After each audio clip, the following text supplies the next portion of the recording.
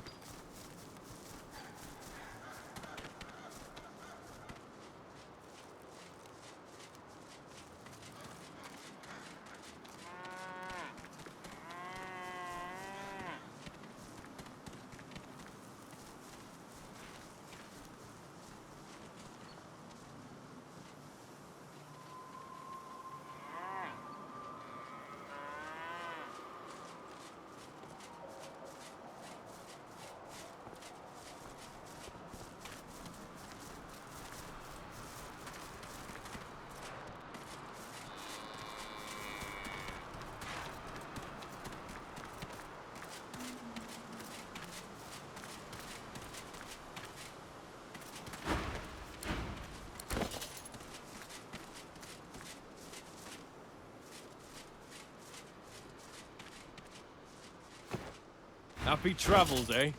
What a crock.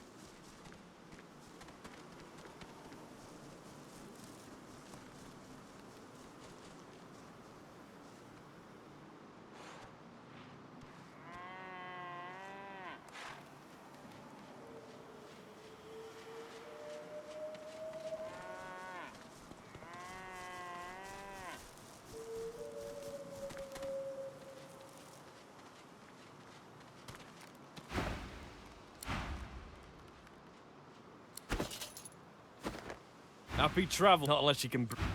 Happy travels, eh? What a crock.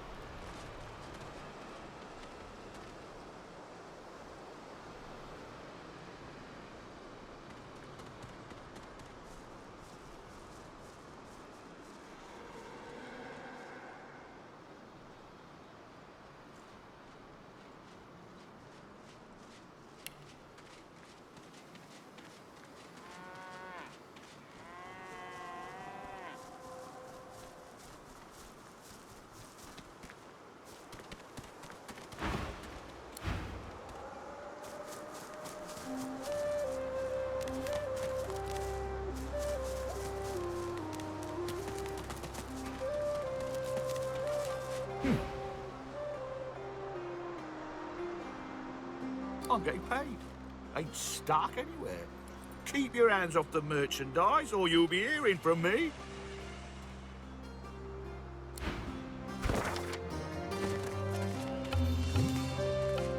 The Red Prince stands stunned when he sees the woman you were about to address.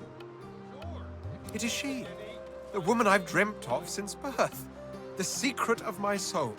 We met in Driftwood, but she disappeared before we had a chance to talk. He approaches her, goes down on one knee, and courteously kisses her hand.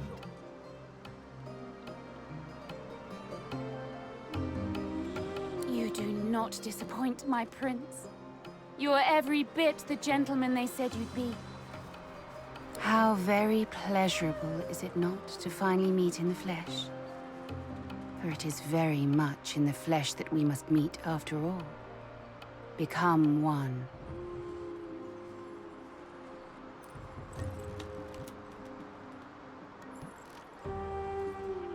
Oh, Father, Life shaper. That is what the goddess called you. How good of you, dear prince, that you have come to shape life in me. He stands up and scrapes his throat, but before he can say anything, she silences him by sliding her hand in his.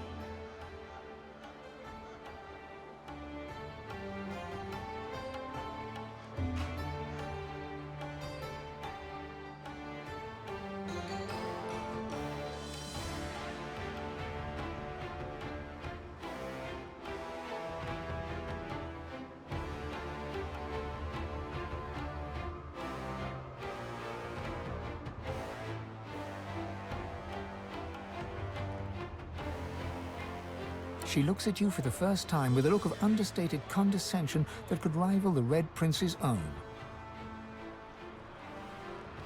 I am Sada, Princess of the House of Law. And you interrupt the destined union between the Red Prince and the Red Princess. Softly, she moves her body against his, puts her arms around his neck, her mouth hot against his ear. Let's forget for a moment all the forces that drove us here. Shall we, my prince? Let us think of nothing but ourselves. One amid a nest of satin.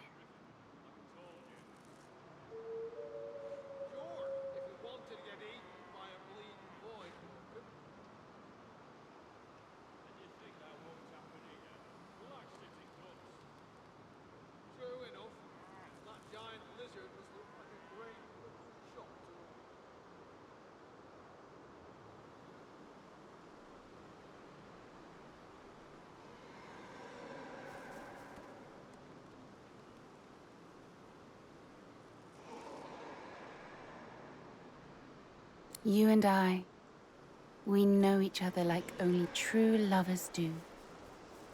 So at long last, let us become lovers.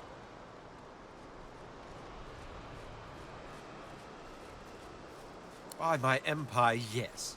At long last, we shall become lover.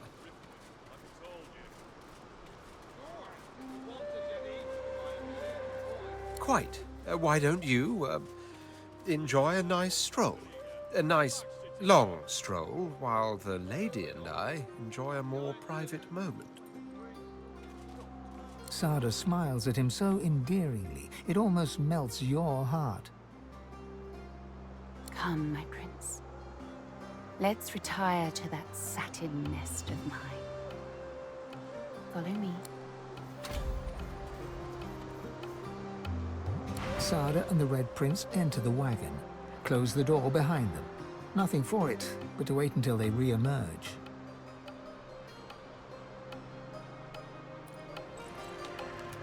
A sound reaches you from the wagon, some kind of moan.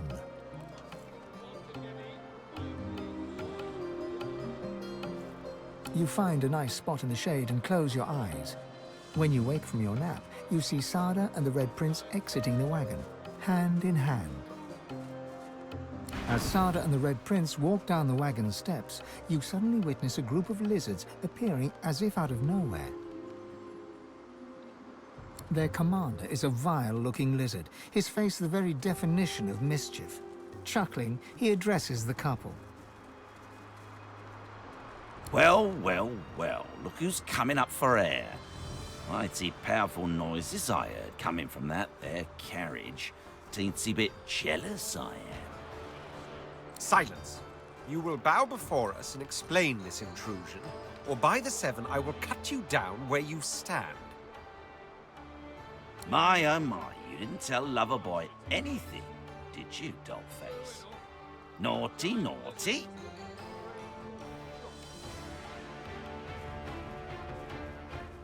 You've been played for a fool, little prince. She's sworn to another. That's right. Your boo is betrothed to a very different kind of king. All she needed from you was a dollop of prophecy juice. I dare say she got it. You utter villain!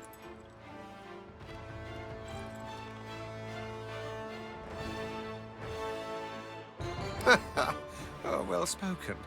Advice I will duly follow. The Red Prince gently cups Sada's face in his hands. Sadha, my sweet, our meeting has been shrouded in mystery, but know that I'll do right by you. Know that I love you. And I love you. Together we will brave it all. Even the king. Oh, ain't that as sweet as a bowl full of peaches? Hate to be that guy, but I gotta break up the party now. Time for you and your belly full of litter to crawl back to the king, darling. Gonna get me some private time with Prince Charming myself. He grins widely, revealing rows of blackened teeth. I've always had a soft spot for red meat.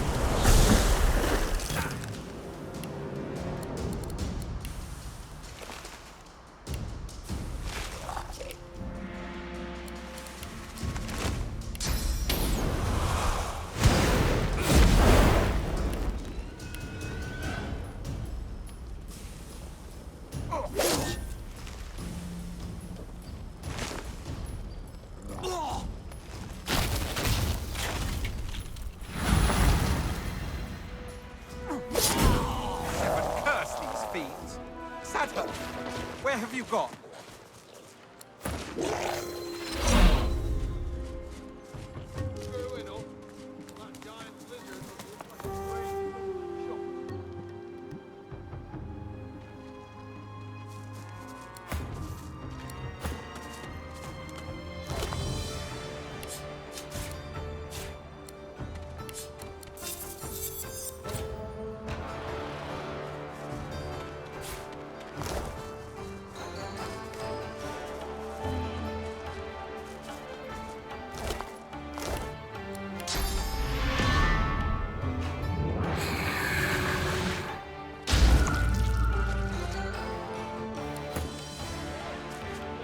The Red Prince fondles a satin handkerchief, his face a scowl, his eyes two ember spectres. She gave me this handkerchief. Something to remember her by. Who would have the longing of a lifetime squeezed into a few short hours of perfection? Only to end with blood and bereavement. I will, won't I? Thank you. He hugs you back. The embrace lasts and keeps lasting. When you finally pull away, you can tell he's somewhat embarrassed, but he smiles at you warmly nonetheless. Well, we've become very good friends, haven't we? Yes. Very good friends. Sure, if we wanted to get eaten by a bleeding void walker.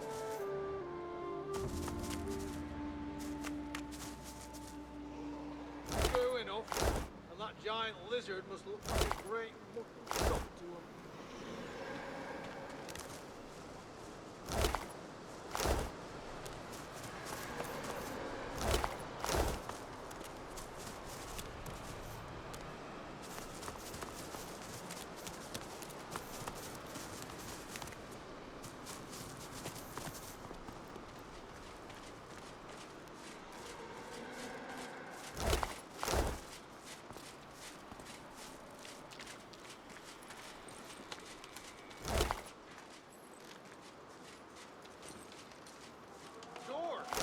To get eaten by a bleeding void walker.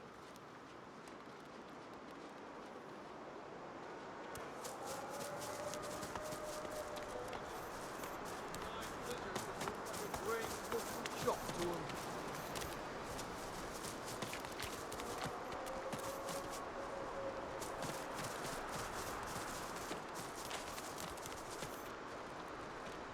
The great creature gives you a disinterested look, then turns away.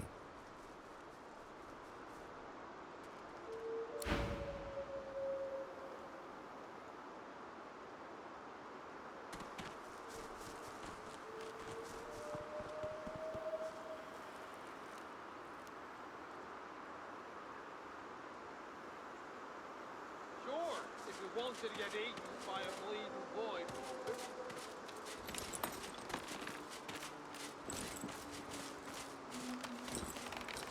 True enough.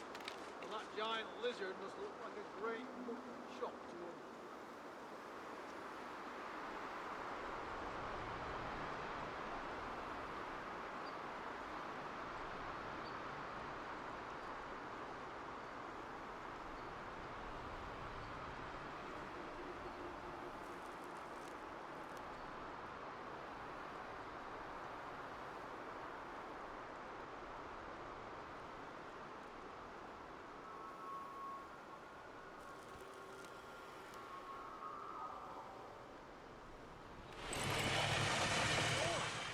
To get eaten by a bleeding void walker.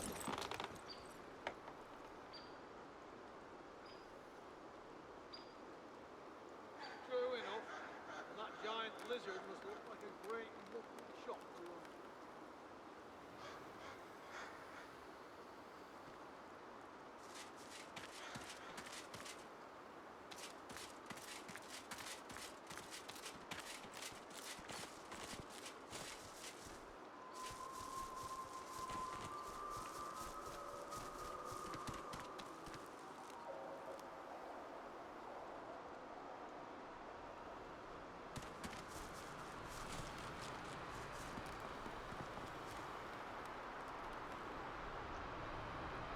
Sure, if we wanted to get eaten by a bleeding void walking.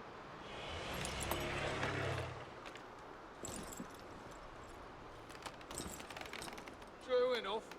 And that giant lizard must look like a great mutton chop to him.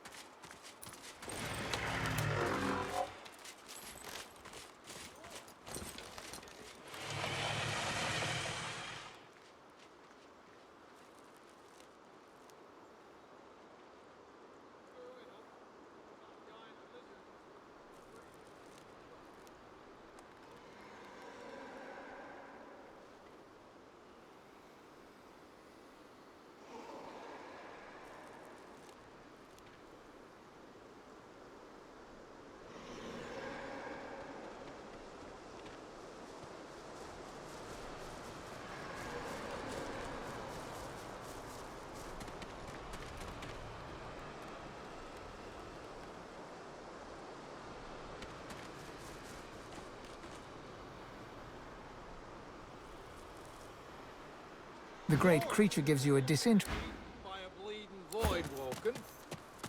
The great creature gives you a disinterested look. Yeah. For all the good it's done me. Still, can't complain. Leastways I could complain, but no one would listen.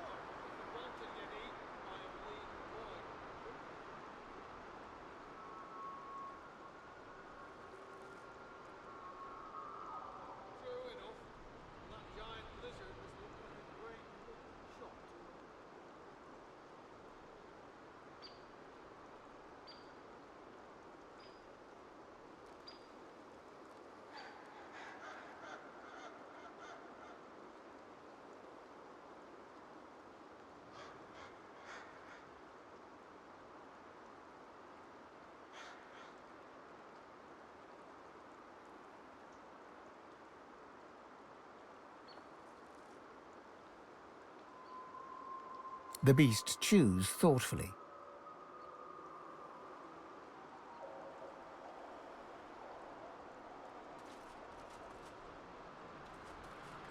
Nah, no point moaning. You take what you get and you don't get upset. Am I right? I am right. Still, thanks and all.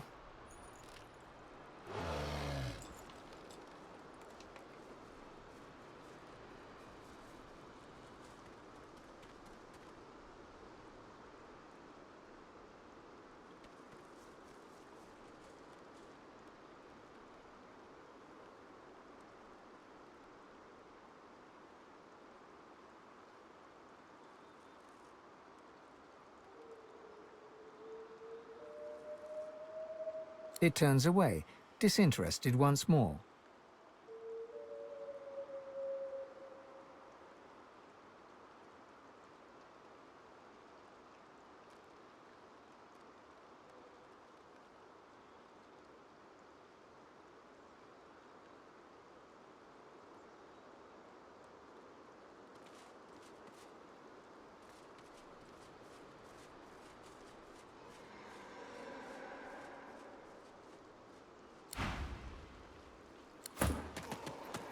Go ahead.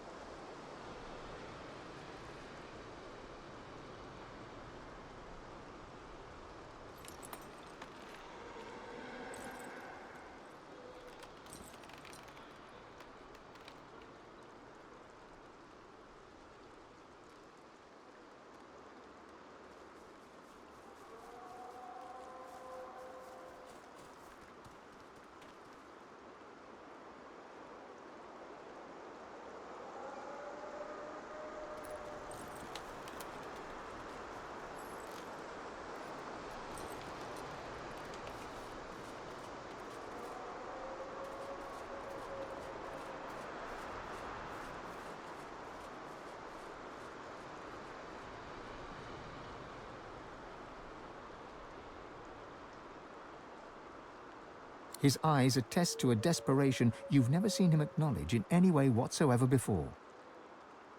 He seems restless, angry, on the cusp of a tempest you never expected could ruffle his unshakable demeanor. Finally, I found her. Finally, I found her, only to lose her again. It's unthinkable, unbearable, to know she's in the hands of such villains. Aye. She's gone, damn you! Don't you understand? Just let me. He closes his eyes and begins to chant an old mantra. His voice mesmerizes, and as he calms, you too feel serenity descend upon the scene. There. Much better. I apologize for my irritability just now. What you don't realize is... Tell me, have you ever been in love?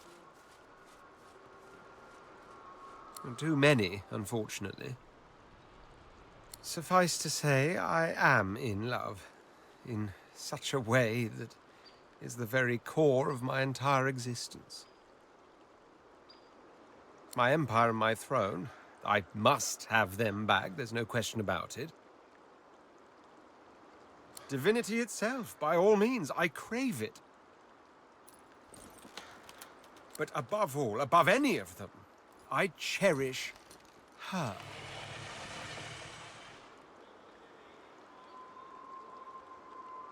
I would hope we are all more than we seem at first glance. You must know she is my deepest desire, that I've longed for since my soul slipped into consciousness. To see her taken away from me now, after our first meeting, it rends the heart.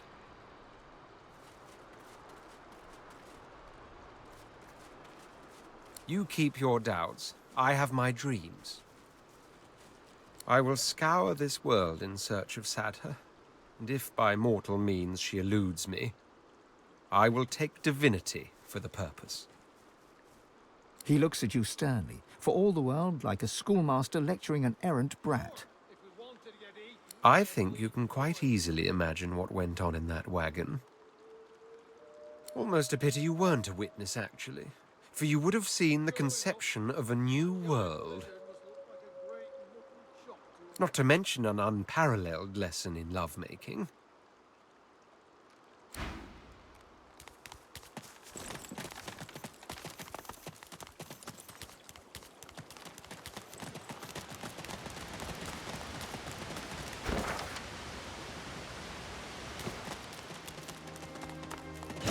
Careful now. That's a trap.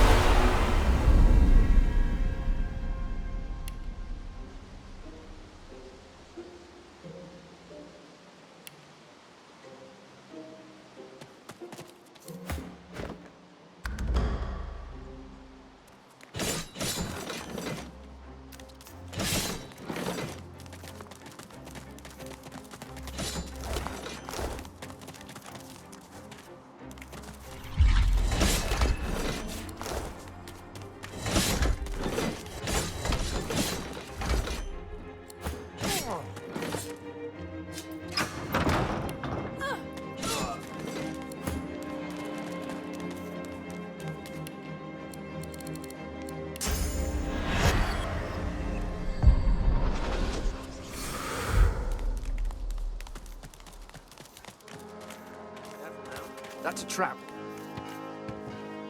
She gazes at the dwarven lone wolf, adoration. The spirit of a young...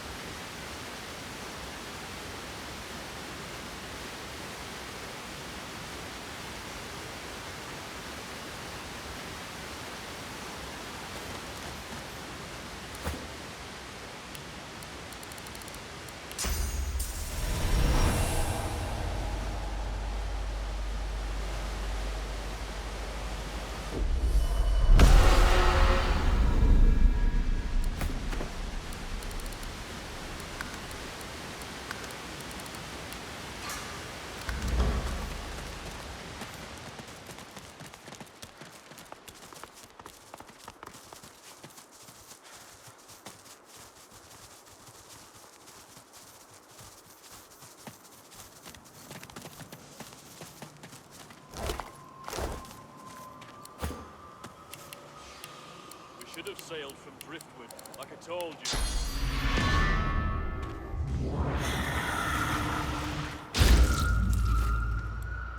And you think that won't happen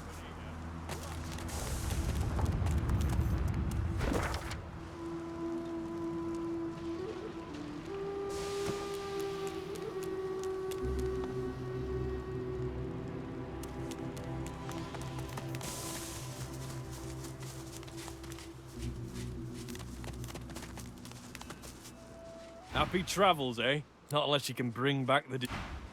Happy travels, eh? What a crock. Not unless you can...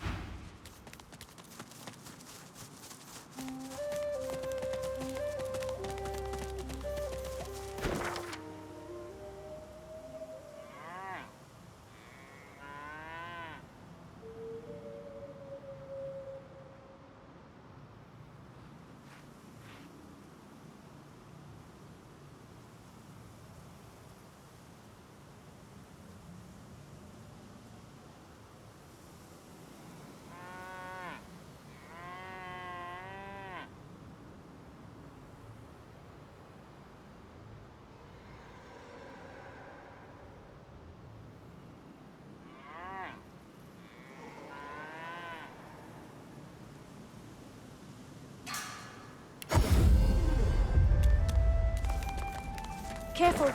I've spotted a trap.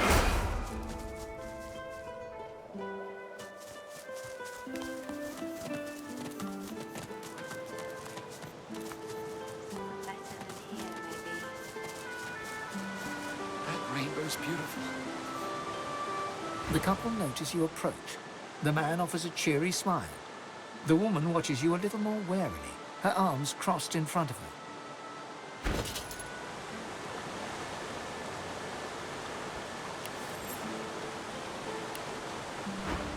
Greetings.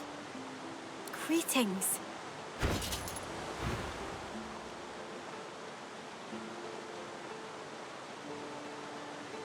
The open road. And a new life at the end of it, hopefully. Fulton, Our business is our business. Remember what Van told us. The man nods, chastened. We don't know where we're going, but we're definitely not going back. There's no reason for anyone to go back where we came from unless they have a death wish. We heard that our homes are likely gone. Void-woken. We'd be dead with everyone there if we weren't forced to meet in secret. Fulton's a sorcerer. I don't care about that. I love him. But too many people from where we come from would care.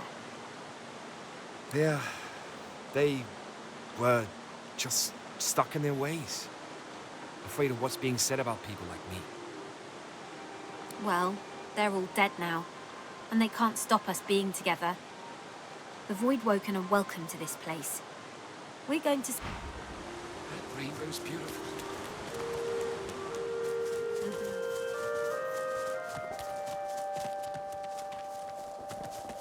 With his eyes closed in terror, he mutters to himself. Seven let the void walk on. When they come again, they'll be stronger.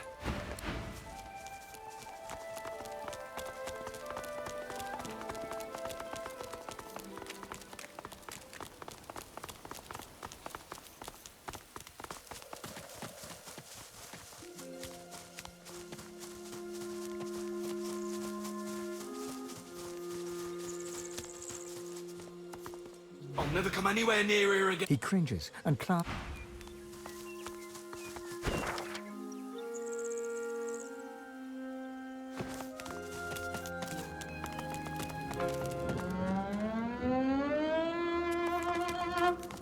Look who's come to join the party.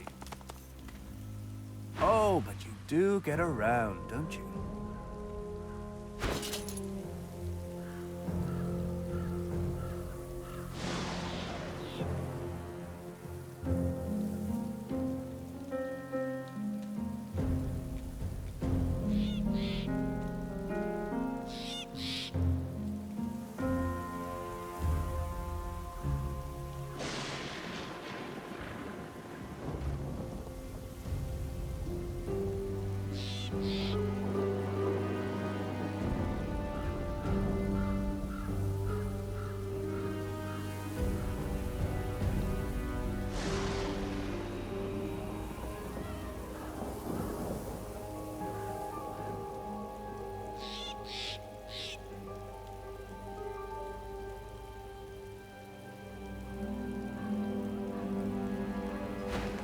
He takes a satisfied sniff and rubs his hands together.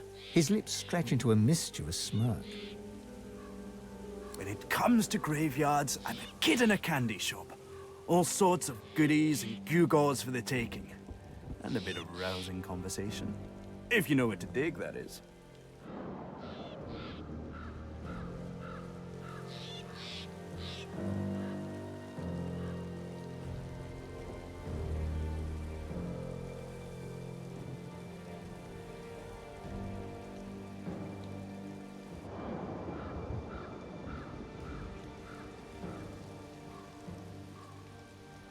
Indeed. It's not just decomposing flesh and bone dust underfoot, as you know. Why, the very essence of decay flavors many an essential oil and tincture. He presses a forefinger against his chin and hums. You're a savvy one. I must confess, I'm not just here for random baubles and whatnot. There's something my heart, such as it is set on.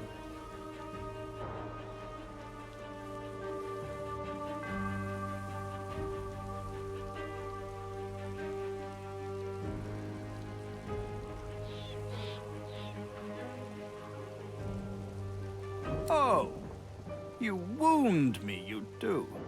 My passions veritably scorch my soul. Now listen, you'll enjoy this story. Somewhere in this graveyard lies an object of tremendous power. Or so the legends say, anyway. Belonged to a family buried near here, the Surreys. I've been reading up on them. An ancient clan of eccentrics and oddballs. Fascinating people, truly. Old Joanna was the last. The poor, poor, poor dear. Had no money, no children, just this incredible heirloom passed down to her through the generations. Problem is, no one knows what this object is, only that it's an astounding piece of work. Seems Joanna took its secrets to her grave, rather literally.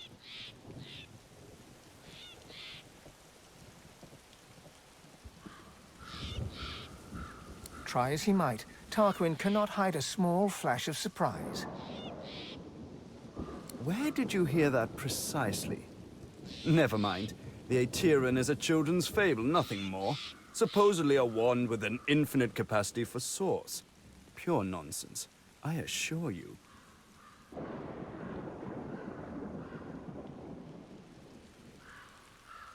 Really? Well, perhaps that says more about the caliber of their intellect than anything else. Such a device would be a gross overconcentration of power. It could purge the entire world of all source. Luckily, the laws of the universe render such a thing impossible. His coy grin freezes. Hours spent on scholarship are never hours wasted.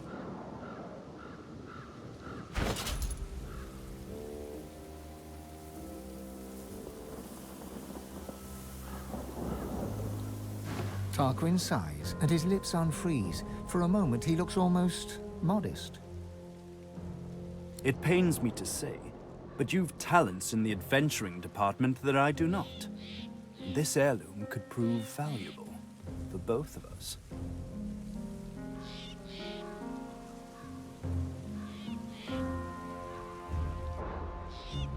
Panic flashes across his face, and his voice constricts into a harsh whisper.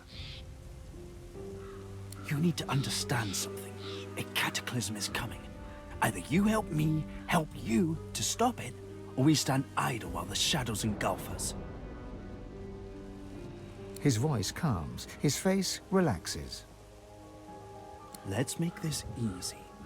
I'll assume you've accepted my mission. You'll assume I give it in good faith. Beautiful.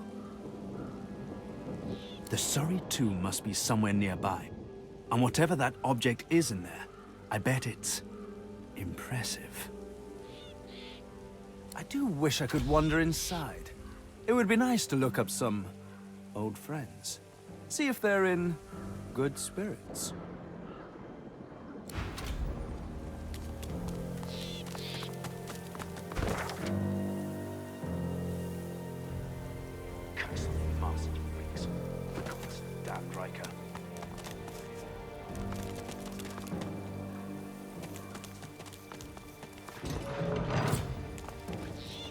Ah, you again. Any luck in old Lady Surrey's tomb? Ah, it's a quandary, you see. I'm not exactly welcome in the Stone Garden. The servants that tend the graves, well, their master, this Riker fellow, caught me nosing around, so he had them chase me off. Can't say why. I'm as gentle as can be. But such is the way of it. Alas, I am stuck sniffing out herbs and fungi on the periphery. Do enjoy yourself in the crypts, for the both of us.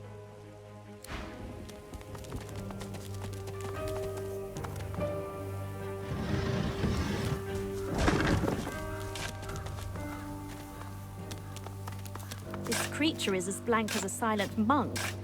Dark magic at work.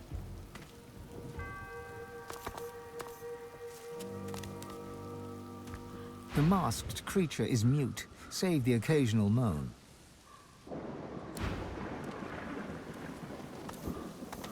At first glance, the spirit seems much like its host, hollow, detached. Yet, in its eyes, you see something more ominous, something not apparent before. Agony. The spirit nods, and its face grows even more tortured. It is trapped. By what or by whom, you cannot say. This spirit's as haunted as the graveyard it roams. The spirit cannot speak, or perhaps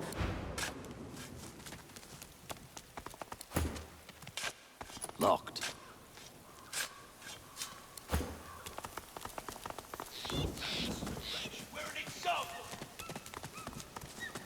Locked in perpetual prayer.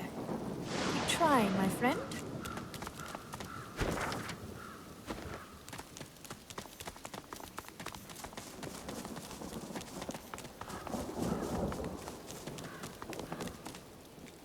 The lizard hums tunelessly, not a melody exactly, but more of a meandering moan. 10 spans under, humans slept. 10 spans up, the dwarves were kept. Lizards burned in lasting flame. Elven trees towards skies did aim. She looks to your left with one eye and to your right with the other. It helps me remember where the dead go. Sometimes they don't stay where I put them. That's okay. She smiles at you with the innocence of a newborn. The hum still throbs in her throat. Keeping watch, tending the graves. She returns to her humming. She flinches as you move closer. No touching. Her humming fades. The eerie silence lasts for several seconds. Riker might get mad. He doesn't like it when someone touches his things. No work. I do it 'cause I like it. Don't cause trouble. Just dig and pluck weeds and shoo the ravens. She shivers and whispers. He's a powerful sorcerer.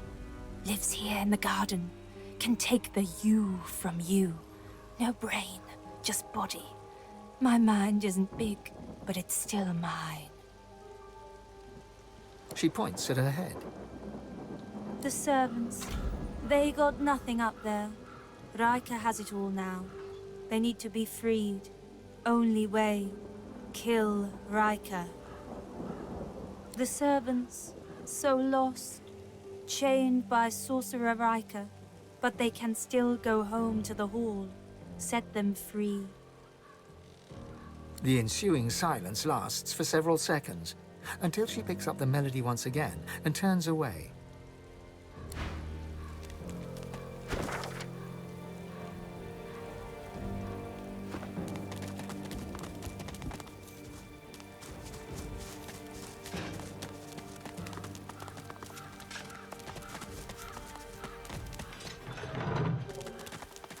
The dog growls and bares its teeth at you in a wide, unsettling grin. You swear you see a worm emerge from its grey-pink gums, then burrow back in. Come closer. I dare you.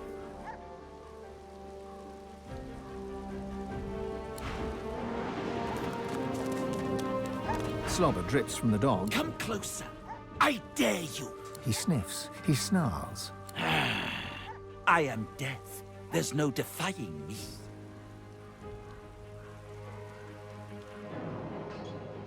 The dog's growls intensify and transform into a rhythmic rasp that mimics laughter. You swear you see the ground behind him momentarily churn and tremble. Do not mock me. You know what lies beneath. But I will not allow you another step closer, human. Can has already laid claim to it. Ha! She calls herself master. I call her minion. Whatever name you choose, it is her hand that will wield it, not yours. The dog raises its head to the stormy sky and howls. The earth beneath you vibrates, a dirge plucked on the strings of a rotting lute. Necrotic troll, you are summoned. Crawl through the gate. The earth opens for thee.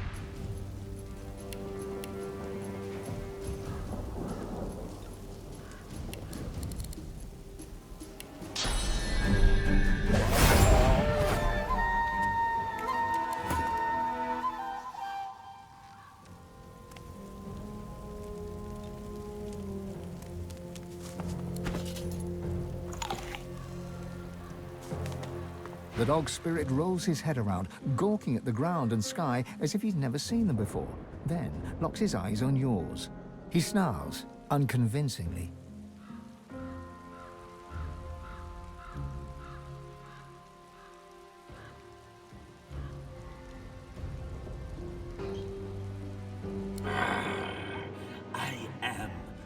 I am death.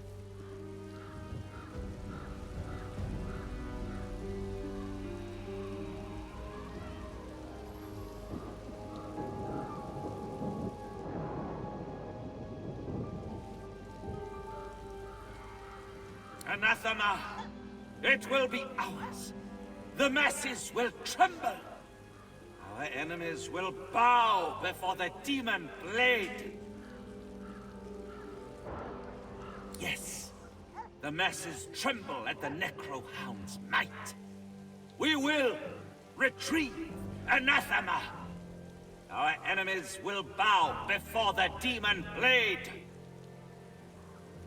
He moves to lick his haunches and seems taken aback by his own translucence.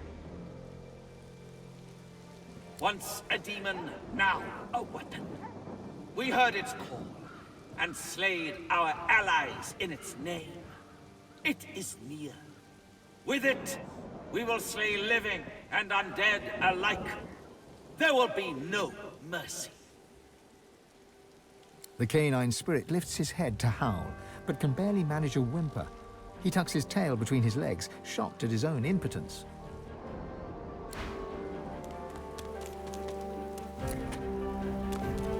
Human graves. May the dead stay forever at rest.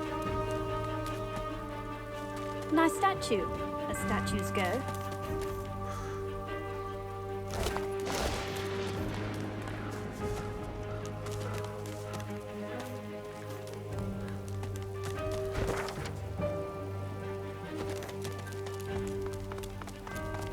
A throwback to a more civilized time. Not that I remember such a time. A stately knight. I feel safer in his presence.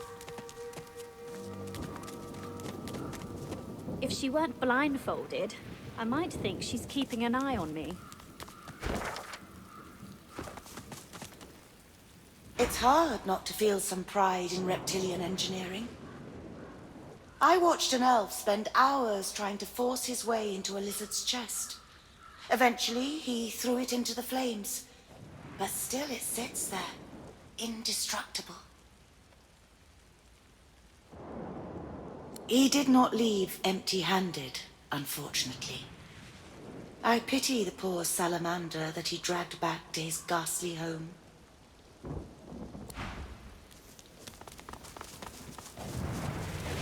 The servant grumbles.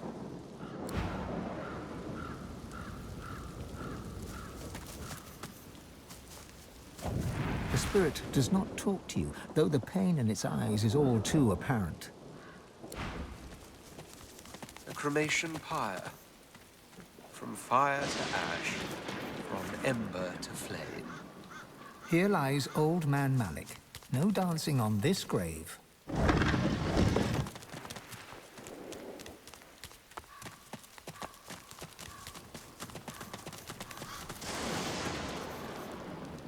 The name upon the old grave marker can no longer be made out.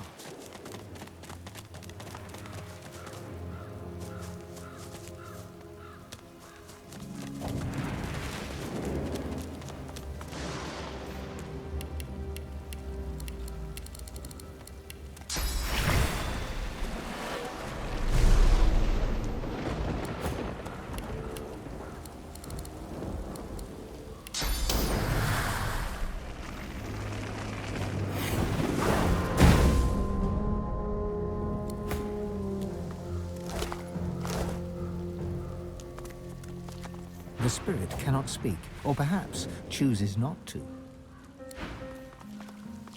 The chest before you is covered in old ancient empire pictograms. You consider trying to find some lockpicks in your bag, but looking at the chest, you don't see any keyhole.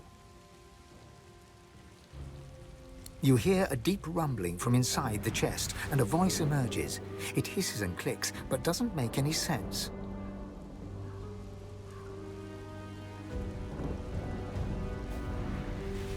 The chest responds with more hissing.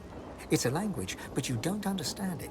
Given the pictograms, you assume it's an ancient lizard tongue.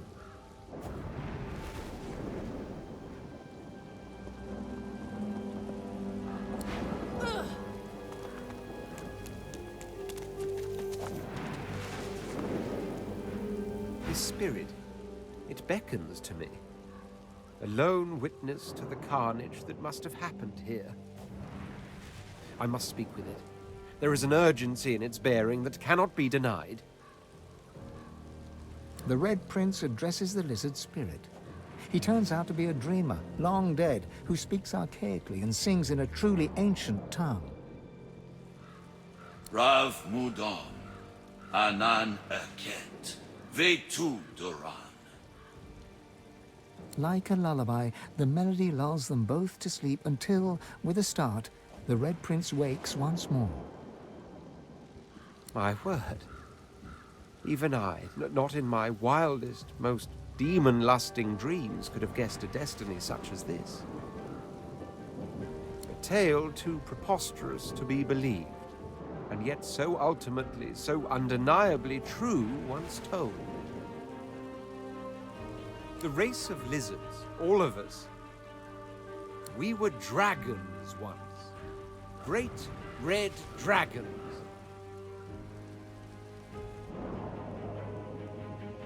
Somehow, eons ago, we withered. We shrank, our wings shriveled. Never more to be the majestic creatures we once were. Until now.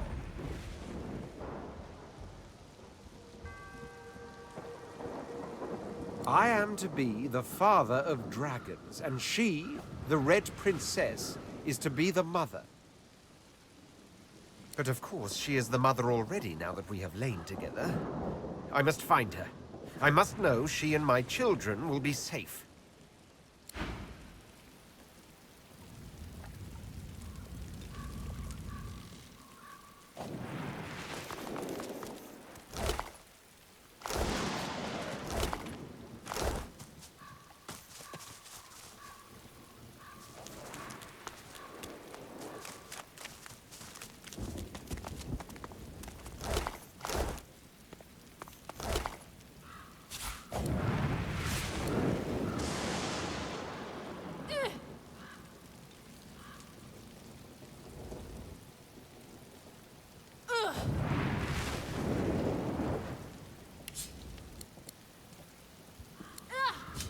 Are resplendent with polished ivory, heavy but well made, perfect for a noble like yourself.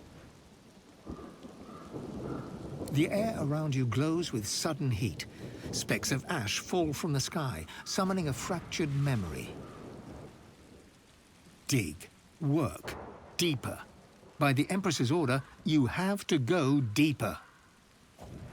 As the memory fades, ghostly flames flicker on the surface of the polished sabatons. I see you. You have the strength I've been looking for. Patience. You must prove yourself worthy of such answers. Find where the archaeologist cut into the earth. I will draw strength from there to speak again. The voice vanishes, but the bone-deep longing remains. You must dig in the east. You must. A terrible chill pervades the air as the ashen vision fades. Someone new is watching you.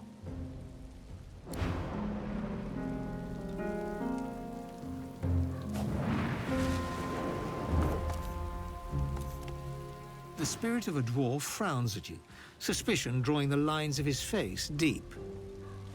I don't hear any pickaxes! No shovels! Where are my lazy diggers? We can't be wasting time! The Empress will have me head, and then all of yours! Haven't you seen the excavation site? There's real treasure there. Bones of the beast. The site's close. It has to be. There's more stones to break, more earth to turn. We need to get there.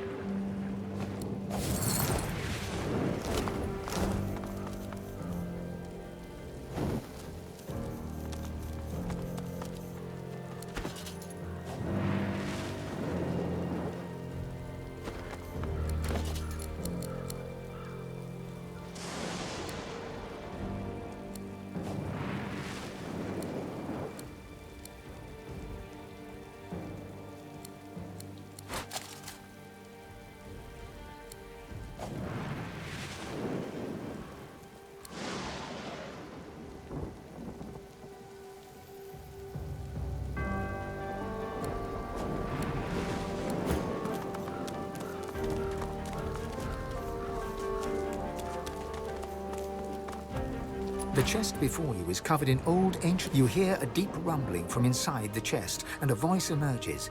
The chest responds with more hissing. It's a language, but you don't understand it.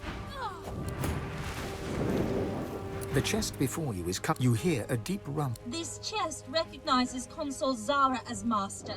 Speak her words or return me to the flames. This chest does not answer the questions of fools. Speak the words of Consul Zara or return me to the flames.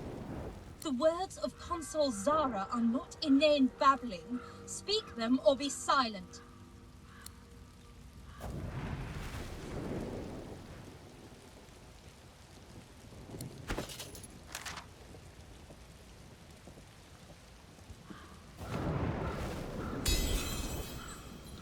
This chest would never normally open on command, but the Empire is far away. Perhaps this is the best way to protect its treasures.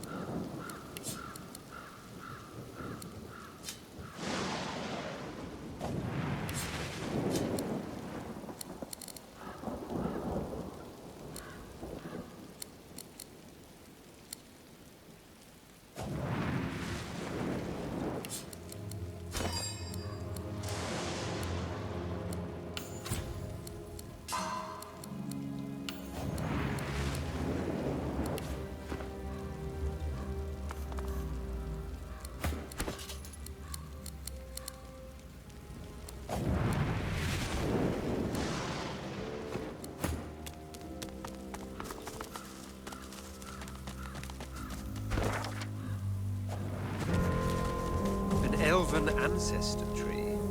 Even I can't deny the beauty.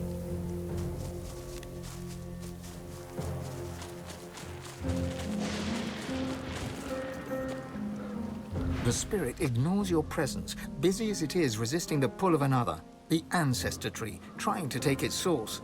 All you feel is the spirit's resistance, and its anger, directed at the mother tree that has betrayed it. The spirit ignores your presence, busy as it is resisting the pull of another, the ancestor tree, trying to take its source. All you feel is its resistance, and its hate for the rebellious scion. The spirit ignores your presence, busy as it is resisting the pull of another, the ancestor tree, trying to take its source.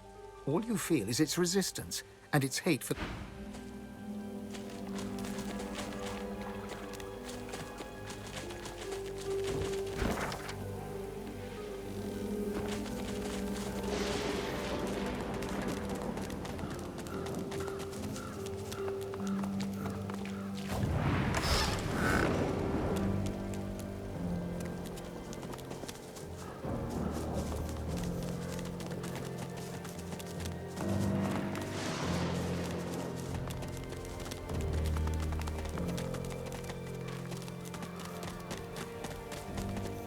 Here lies Phylan Surrey, whose family's generous patronage helped build these burial grounds, and who refused to be buried in the Surrey crypt.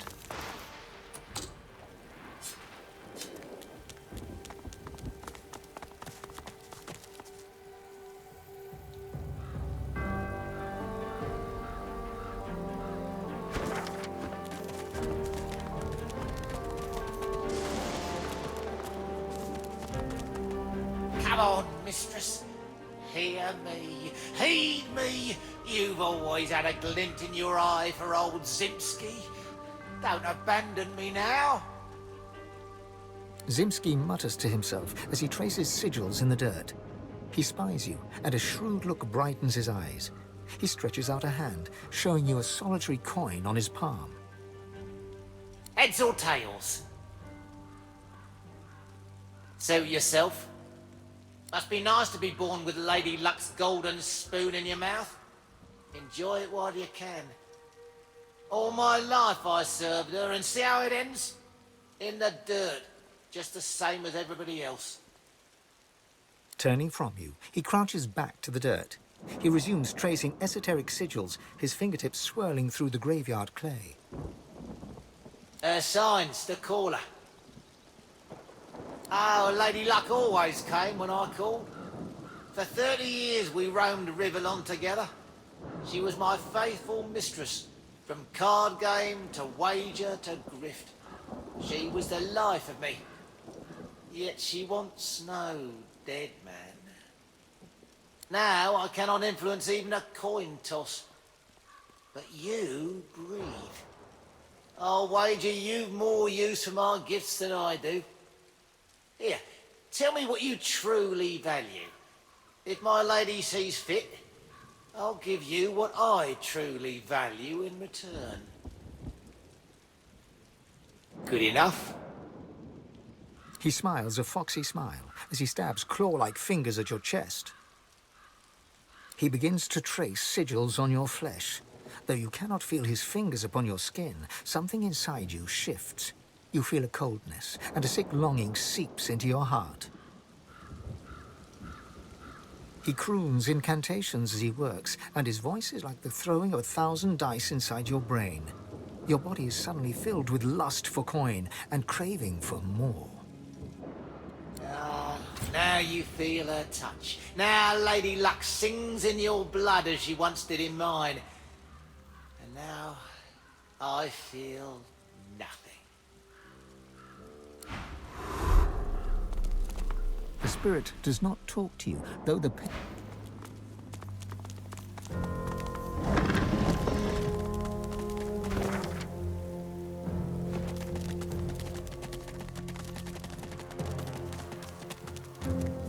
As you reach to push open the heavy door, the coils and whirls of engraved wood dance into a new pattern. The semblance of a face arises, a face that seems to look right through you. A little sorcerer come to play. You are a sorcerer, are you not? Perhaps even God-woken. Tell me true, now. Silence greets your answer. In the distance, you hear the screech of an eagle. Worryingly closer, you hear some kind of a moan. Time passes. At last, the lips on the door creak open, and the door speaks. Leave. The face melts back into the wood of the door, and the whirls swirl back into a floral pattern. No amount of pushing can budge the door one crumb. No sound can be heard from within. As you approach the... Are you ready to tell the... Silence greets your answer. In the distance, you hear the... Enter. The face melts back into the wood of the door, and the whirls swirl... A fine abode. A pit location so inadequate.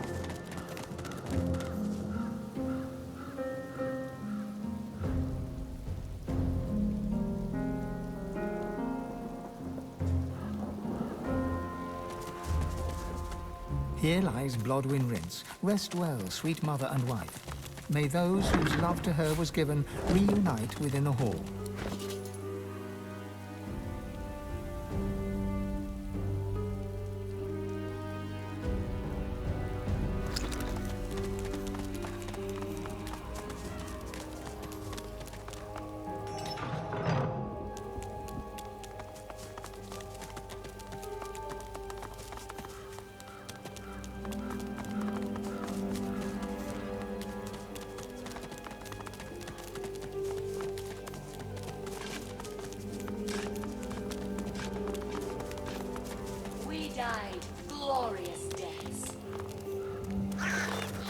Locked in perpetual We were prayer. picked off by spies. Trying, There my was no friend. glory and no point to it either. We are an inspiration to our people. Dwarves leave their dead for the birds to consume. That inspiration. Barbaric. An example.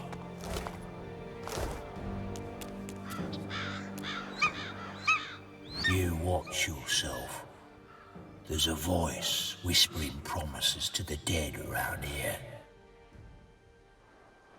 Word is that they'll be walking about with flesh on their bones again if they send you to the Hall of Echoes.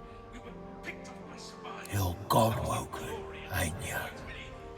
You've a certain something about your aura. Don't ask me why. But someone out there's got it in for you and everyone like you. The spirit is dressed in tattered ceremonial garb. Eagle feathers tangle in his beard, and bird droppings decorate his robes. He surveys the circling flock with evident satisfaction. My faithful eagles work still. They know their duty. They need me not. See my feather fall here, prime among my flock. He won't leave my body till naught remains but bleached bone. We are an inspiration to our people. No ordinary hunger, but a trained hunger. Watch. See him separate spleen from marrow, just so.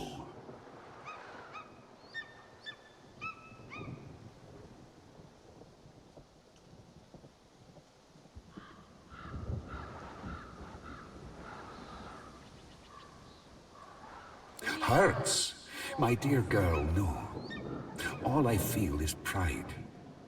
My featherfall knows just how to slice and just what to chew. He eats to free me, to free this spirit from its earthly ties. With each peck, I am closer to the Hall of Echoes. Example.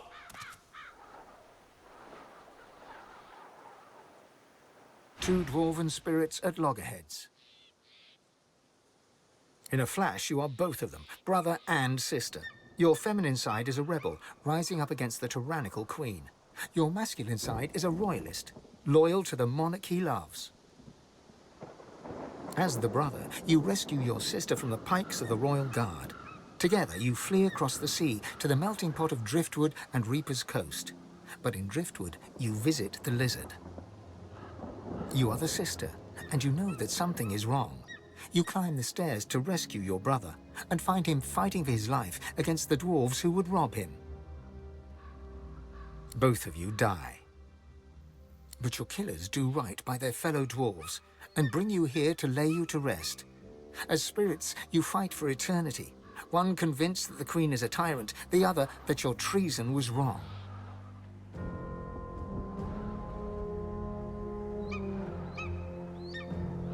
The sister smiles. She feels vindicated. Her brother still does not agree. The rebellion was a disaster. The rebellion was a mistake that cost them their lives.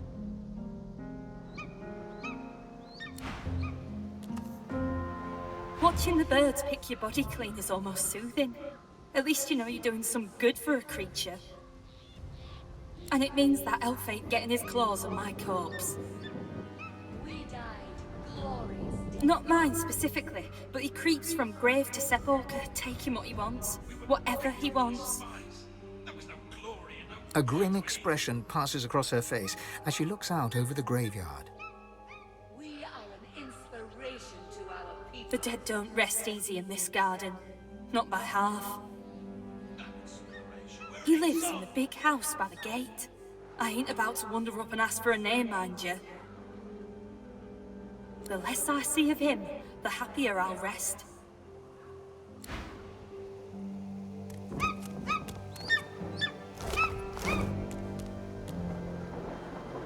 We died glorious deaths.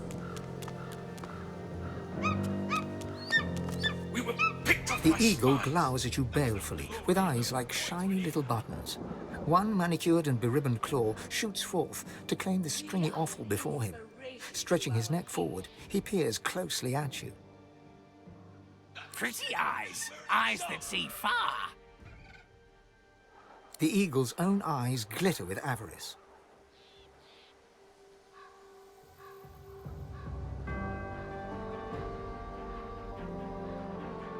Peck, peck, peck. The eagle pecks free some choice lump of gristle from deep within the corpse. He swallows it whole, dark blood dripping from his beak and matting the fluffy feathers at his throat. Master died, but Master told me what to do. All my life told me you are what you eat. So I do. I will become the Master. Unless you are not the new Master, are you?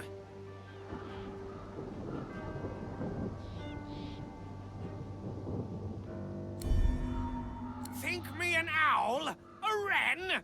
A crow? I am an eagle. I know my place in this world. So should you. Leave Master and I alone. He ostentatiously fluffs up his feathers and turns back to his sordid repast. We are an inspiration The eagle, pretty eyes. The eagle's own eyes glitter with avarice. Peck, peck, peck. Master died. I am. But first, you must prove yourself worthy. Eat of old Master's flesh. You chew it for what seems like forever, yet the texture does not change in your mouth. Tough, yet moist. Leathery, yet slippery. It's disgusting. Sometimes you really wonder about how you make choices in life. Sometimes, like now. The eagle hops from claw to claw, peering up at you with a berserk and bird-like excitement. See? Feel it? The power. We're an example. A hacking caw breaks free from his ebony beak. Those little button eyes seem to twinkle in the gloom. Yes, kidney. Good for courage, good for warrior. You will fight well, now Master's blood runs within you. We died. Featherfall is with you. Together, we go together from here. Featherfall hops eagerly onto your shoulder and digs his claws in deep. He pecks your cheek in what could charitably be called an affectionate manner. Blood drips from the wound. At least he didn't go for your eyes. That inspiration. We're an example.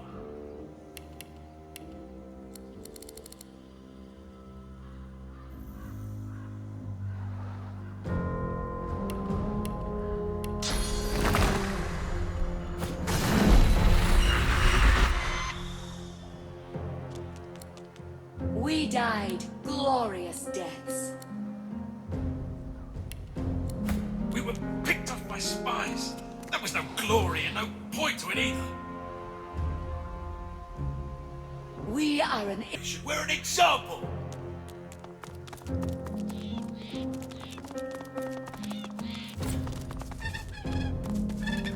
I've spotted something. The plinth of the statue bears a series of deep, circular scratches upon its stone. The statue can be rotated. The sculpture looks impossibly heavy, yet turns with little effort. You cringe at the sound of stone grating against stone. The sculpture looks impossibly heavy, yet turns with little effort.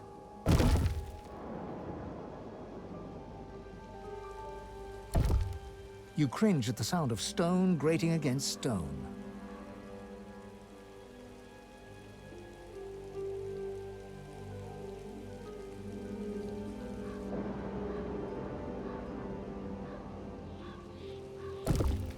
You cringe at the sound of stone grating against stone. You cringe at the sound of stone. What's this? The headless statue looms over. The statue doesn't move, no matter how much force you apply.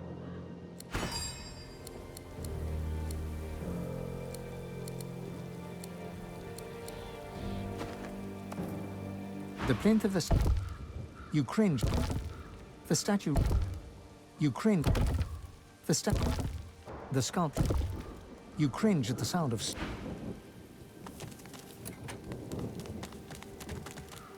I've spotted something.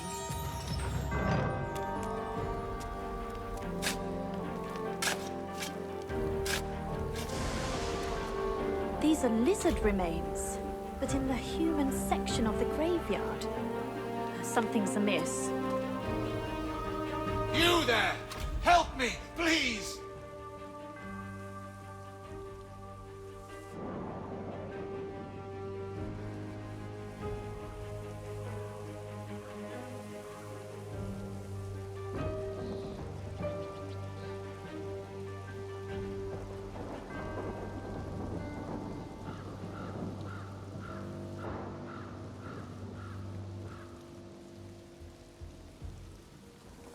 My troubles are not over.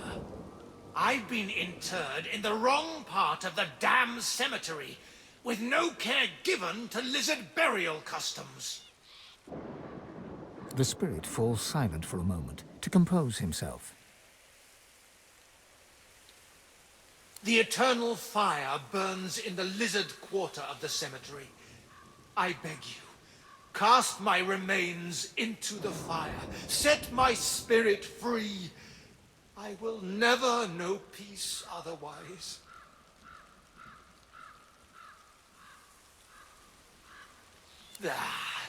I should have known your kind would seek recompense.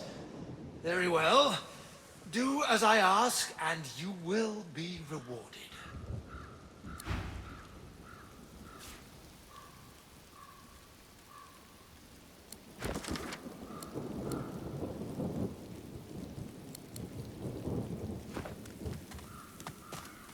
Pauline Lacey lies here, burned in her bed. As in life, so in death.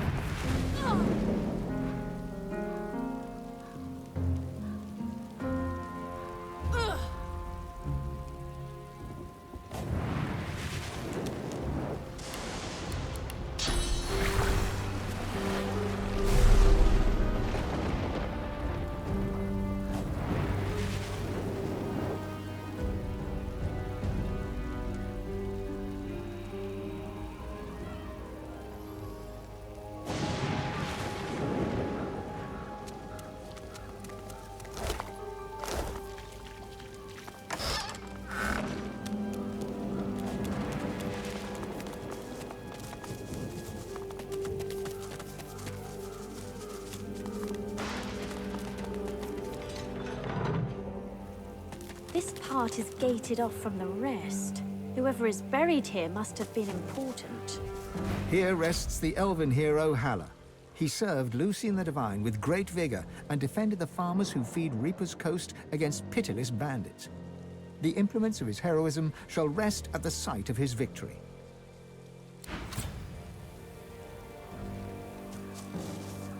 Here rests the human hero Garrick. He served Lucian the Divine with immense skill and slew the necromancers who preyed upon the dead of Stone Garden Cemetery. The implements of his heroism shall rest at the site of his victory.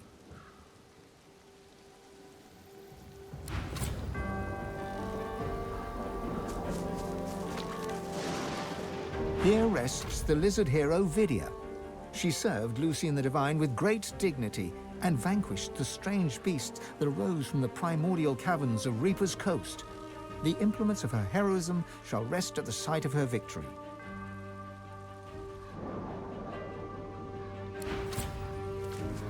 Here rests the dwarven hero Bromley.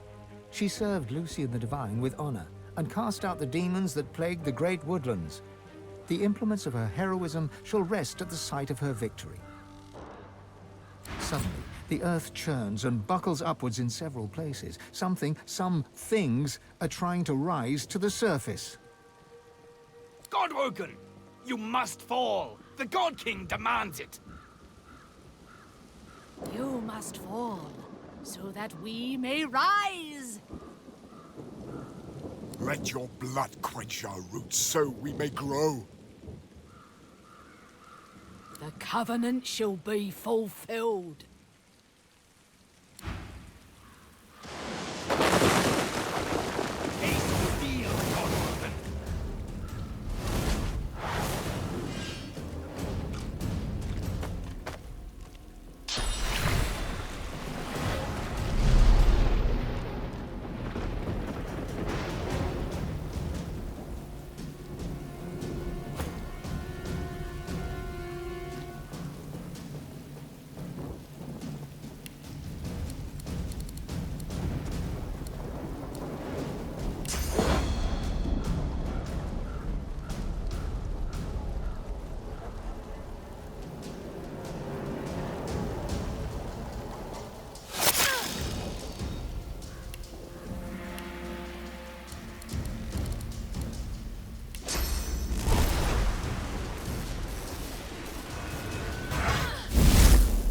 These graves shall be yours now, Godwoken.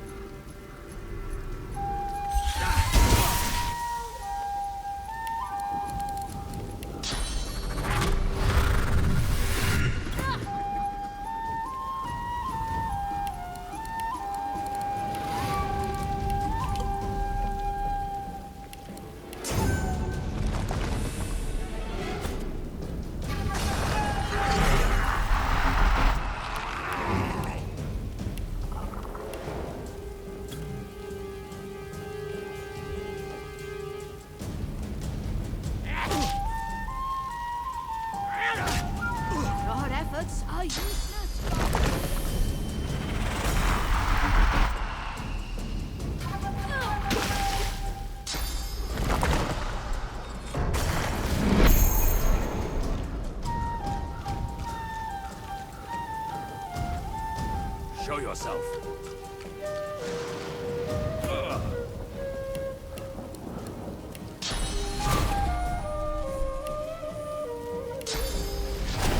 Worms take you.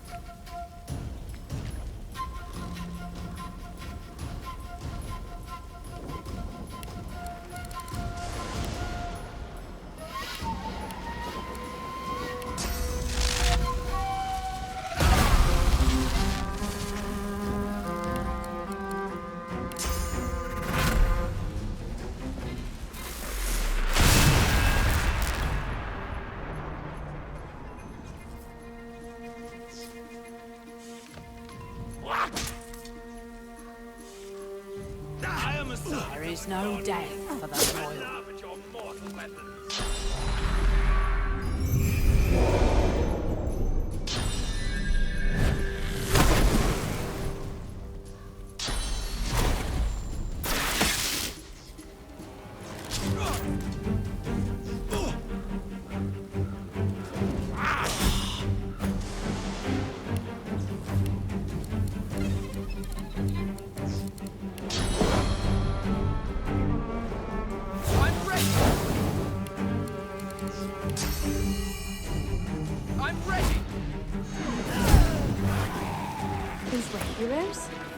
What happened to them? And what's this covenant?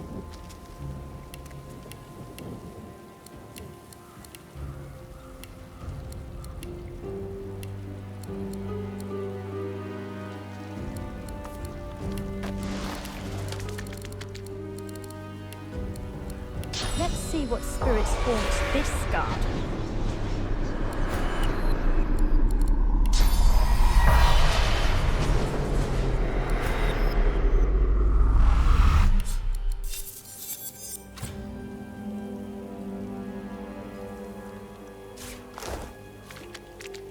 The spirit of a dwarf frowns at you, suspicion drawing the lines of his face deep. I don't hear any pickaxes. No shovels. Where are my lazy diggers? We can't be wasting time. The Empress will have me head, and then all of yours. Haven't you seen the excavation site? There's real treasure there. Bones of the beast. The site's close. It has to be. There's more stones to break, more earth to turn. We need to get there.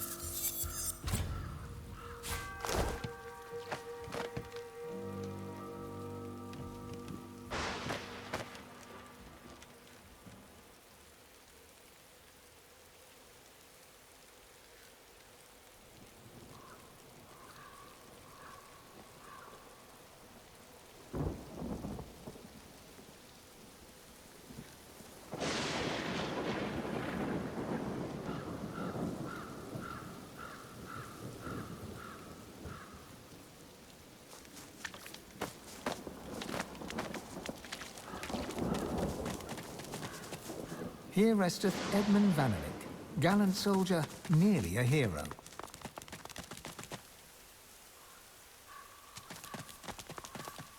The creature barely... The spirit does not respond. The statue gestures towards the heavens, a striking image amidst the graves and sepulchres. The graveyard's death chill fades, leaving within you only hope and forgiveness.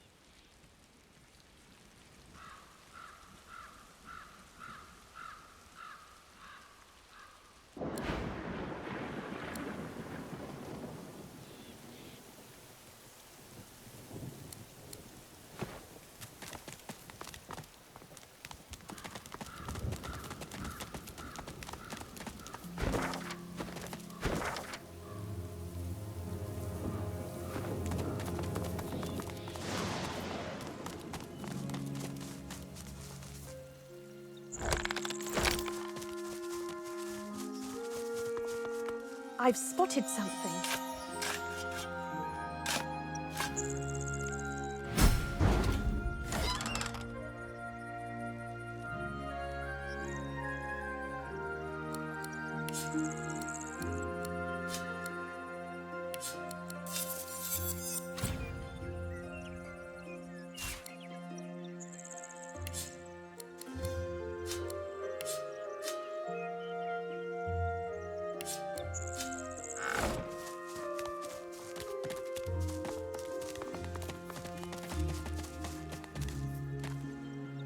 A man paces back and forth, puffing anxiously on a pipe.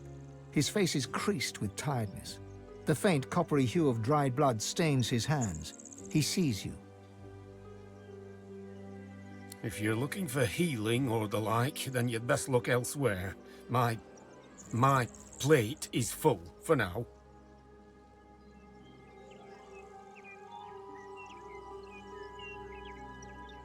The man chomps on the bit of his pipe, generating a small cloud of nervous smoke.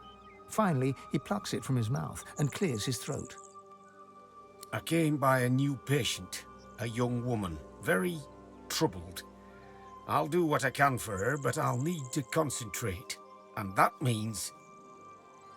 He gestures with his pipe for you to leave. Oh, fine. You can help. Take this key and go to the cellar. I'll join you there. Just be careful. It's clear she's a powerful sorcerer, but also whatever she was subjected to has warped her in body and mind. I have her locked up for good reason. The day isn't getting any longer, lass. We'll get on with...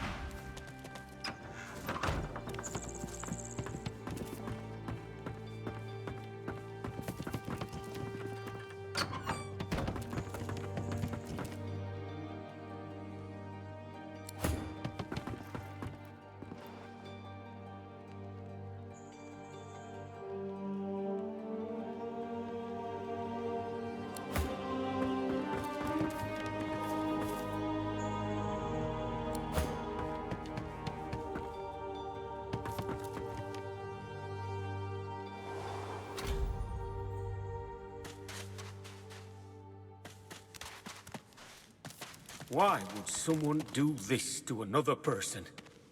We need to get close. Across the cellar, a shape bearing some resemblance to a woman lurches around to face you. It utters a marrow-curdling gurgle. She senses us. Be calm and quiet. No sudden moves. You're right. I hadn't noticed before. Couldn't get close enough. We have to help her. Maybe we can reverse whatever was done to her. All right. We need her subdued, understand? Do whatever you can to weaken her. Just don't go too far or you might kill her.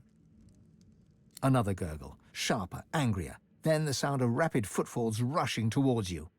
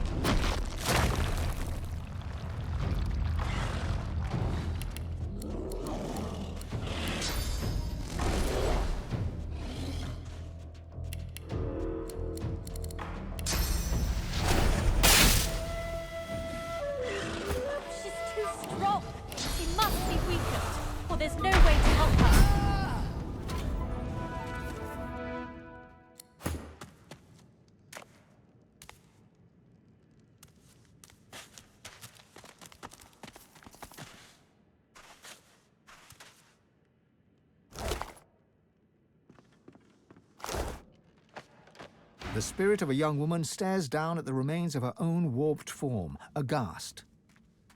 She looks up to you, eyes wide with shock.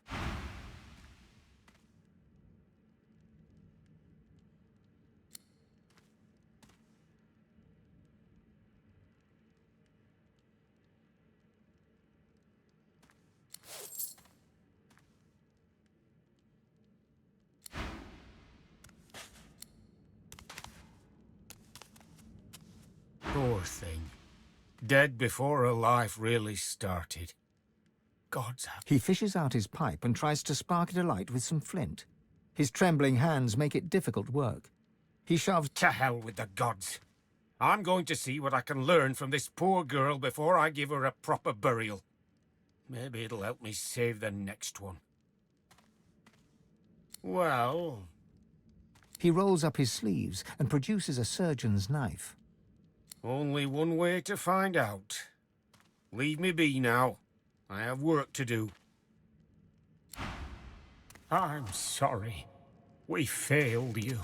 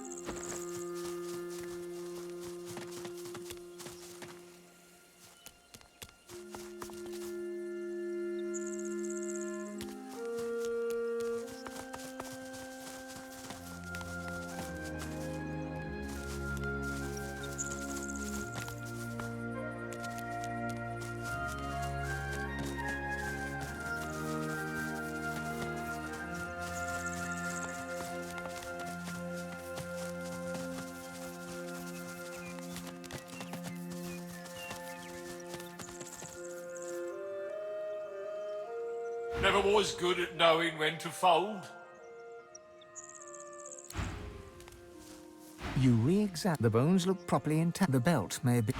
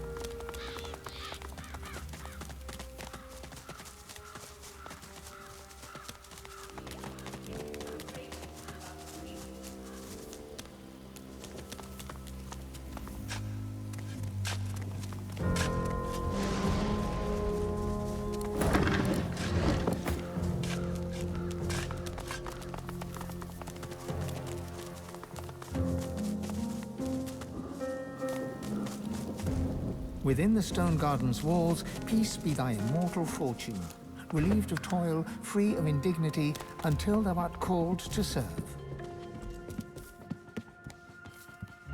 The spirit does not talk to you, though the pain in its eyes is all too apparent.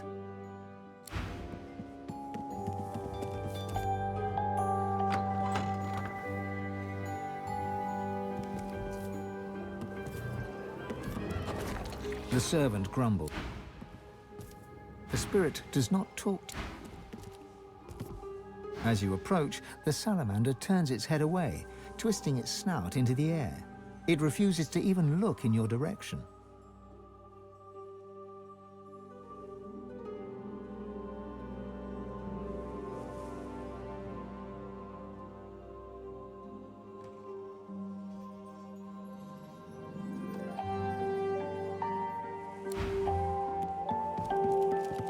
The spirit cannot speak.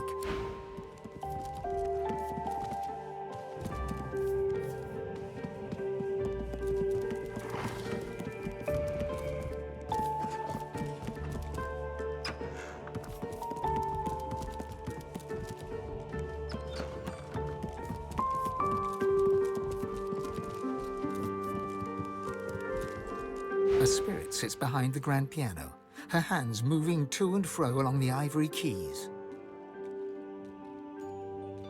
O'er black and white, my fingers dart, as lost between worlds as I am. O'er globes they glide, o'er flats and sharps. Whither go they, Lady of Life? Direct them. The echoes of a distant past pervade the room as the spirit embarks upon a long-lost tune.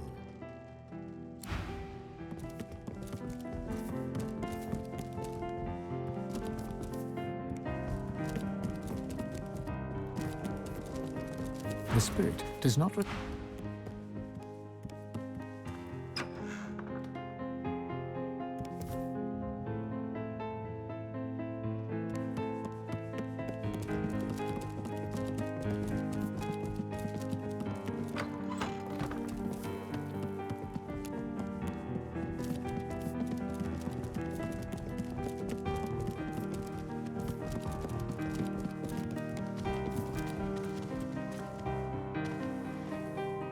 A visitor?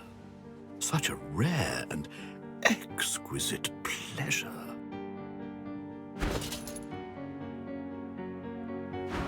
The elf tilts his head backwards, but his squinted eyes don't stray from yours. Call me Riker. Please, do avail yourself of my creature comforts. You've surely come a long way. Perhaps not. But I know the wilds are all the wilder as the void encroaches. Do you agree, Godwoken? Don't be so naive. My doors only open on the occasion of truth. What you admit to them, you admit to me. I also see you are not yet whole. He presses a slender forefinger against his tight lips and hums. I'm not a generous man, but I could give you what you seek if you offer something in return. A completely fair exchange between sorcerers. You must go to the Black Pits. There's a cavern there. In it, you'll find a stone tablet of considerable value. He points to the location on your map. Bring it to me. Dizziness. It lasts just a moment, but long enough for you to feel Ralik's presence. You hear no words, yet understand. It's imperative you accept Riker's bargain. The episode passes. Riker is peering at you intently. He awaits your reply.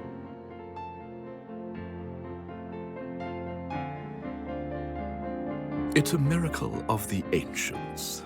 Priceless, really, and powerful enough to draw the Magister's attentions.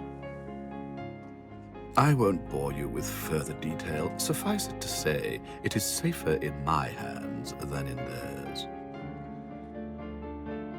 Riker's lips stretch and his cheeks bulge, but you couldn't rightly call his unusual grimace a smile.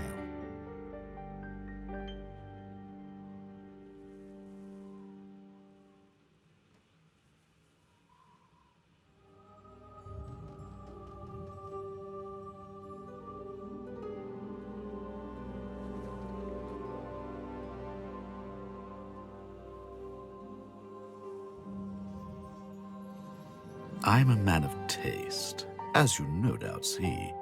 A relic this significant would make an incredible addition to my collection. Don't deny an old elf his simple pleasures. Oh, but heading to the Black Pits would mean tangling with more Magisters, and they're such a nuisance. I like keeping my hands clean, you see. I would think that obvious, my dear. You're dying to show off those smoldering talents of yours. You just don't know how to handle them. I can help you with that. I can share my bond with the Source with you, fill your well to the brim, make you a master. The rest of the story, well, it's yours to write.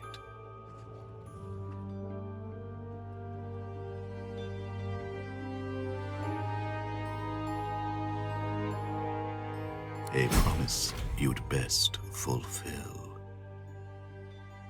Riker bows his head deeply. Then you'll have the power you seek, if not the power that trumps it. There will always be one greater, you know. Now please, don't let me keep you. Tarquin. Ah, that must be the fellow I found snooping in unwanted places. There are some types, deceitful types, that don't deserve to be among a place of such treasure. He doesn't appreciate what the dead can do for us, my friend. He turns the back of his hand towards you and waves it back and forth, nudging you away. Do be sure to see yourself out. These tomes demand my attention.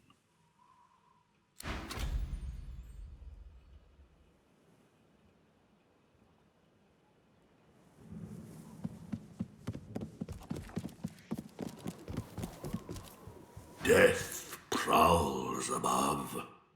Ascend only if you seek it.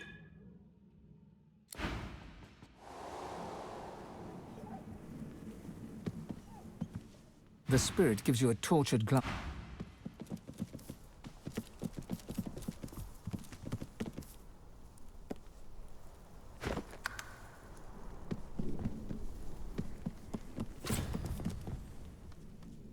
The servant emits a menace.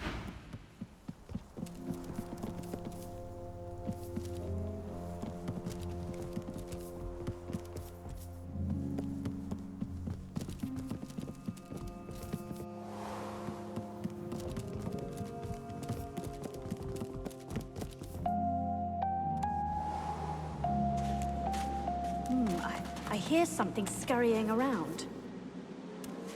You have potato cheese. The rat's tail twists and untwists. His ears cock and uncock. Cheese food, fruit food.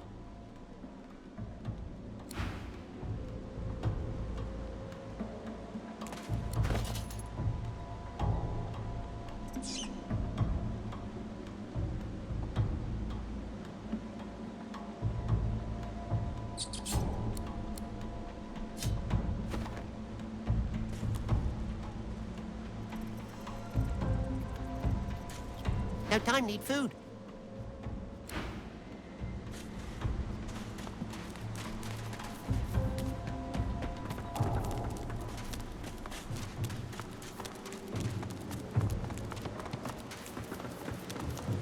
The turtle looks up at you, slowly. It looks down, slowly. It looks back to you, slowly. Lucky in life, unlucky in love. Used to be the ladies, was there one day and wasn't the next. Riker now, my sky gives me beats. I like beats. She lets loose a long sigh. She inhales. She sighs again. Oh, Rory, the rat. He's just over there. Don't blink, or he'll flit right past, like a rat.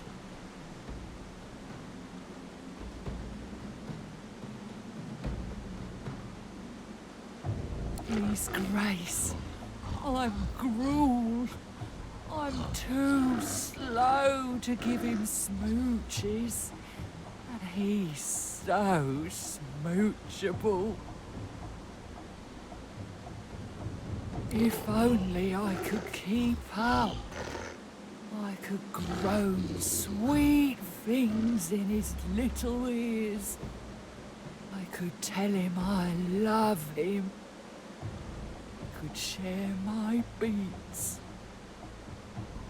I like beads.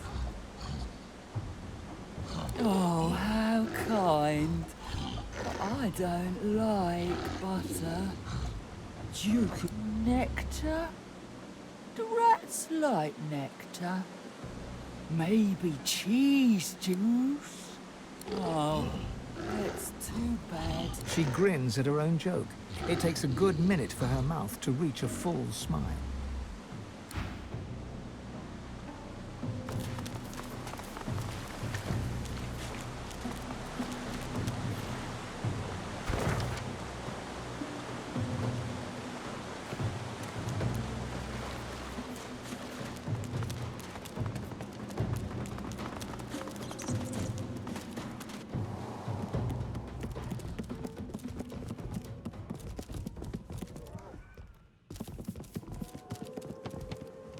The dusty staircase leads to another hatch, which is blocked tight. As you push, it budges slightly, and some sand drifts onto the floor from the other side. No matter how much you strain and grunt, the hatch barely budges. For this task, you are simply not strong enough.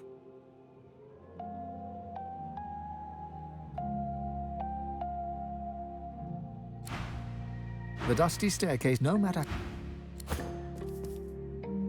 staircase, straining and grunting, your strength just about manages to nudge open the hatch.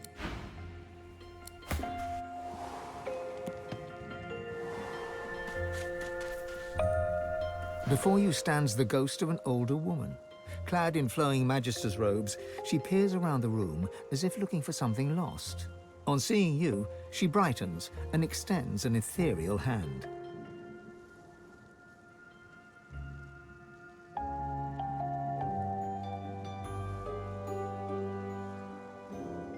Magister Pavlonia, charmed to meet you, I'm sure. Your hand passes right through hers. She shrieks, horror animating her face. Oh, my hand! My fingers! Well, really, I'm quite aware of that. But I am not fully myself. I keep forgetting things somehow. It's hard to hold all the threads together when you've fallen apart yourself. Wait, the spider! It was the spider! She chewed me, bits of me, slowly. I keep looking, but I can't find myself. Yes. I came from the Black Pits to negotiate with Riker here in his house. We needed to ensure that scoundrel wouldn't interfere with our plans there. He must have mixed something into the delightful rose tea he served me, and then...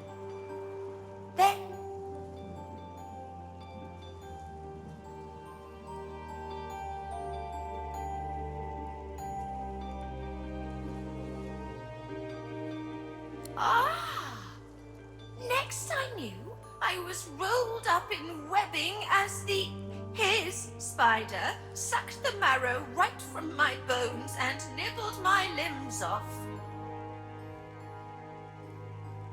I hope you didn't drink any tea downstairs.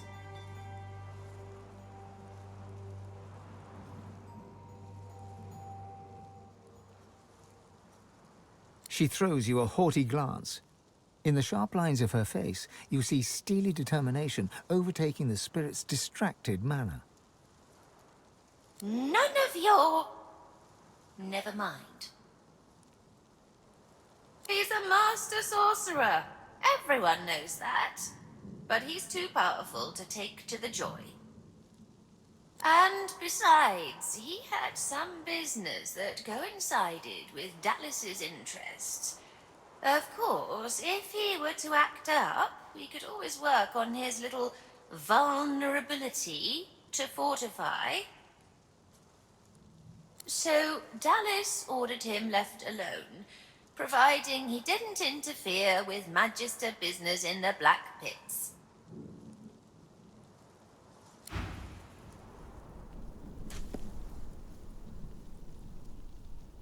Now is not the time for a bath.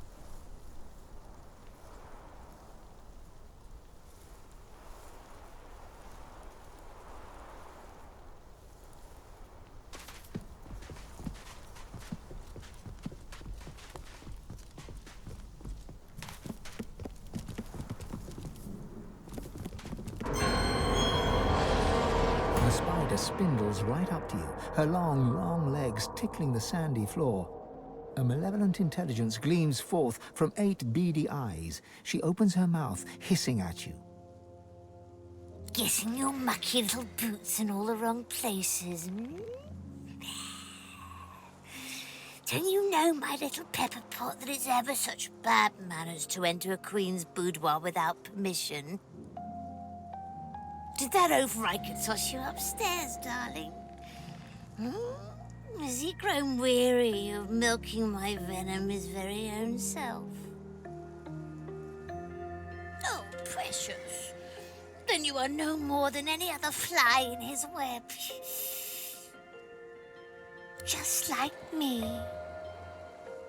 Her laugh is blood-curdling, like offal being strained through a sewer grate.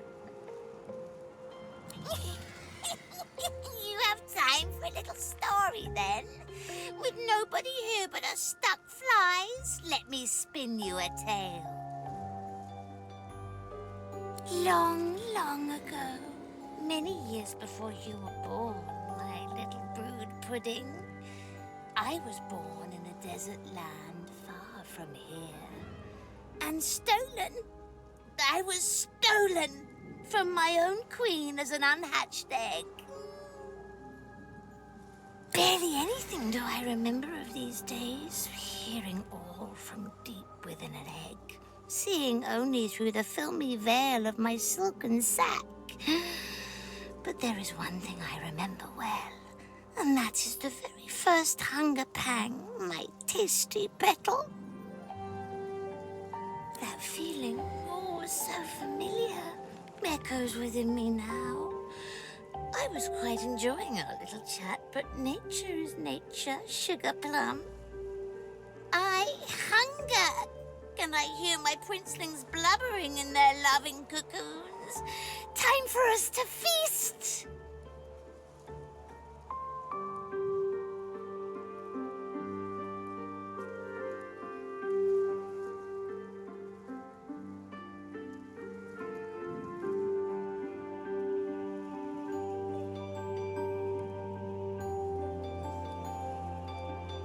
Trade, you say, Poppet? Let Mama see what you have to offer.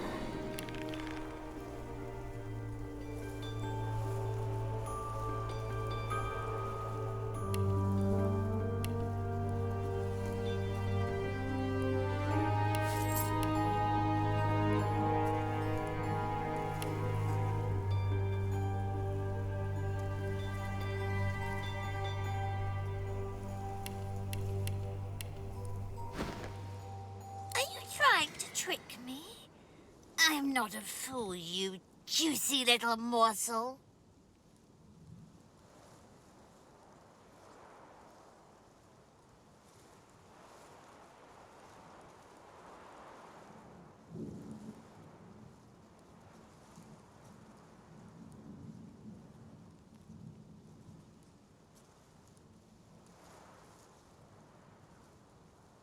Her fangs drool venom that sizzles on the sand.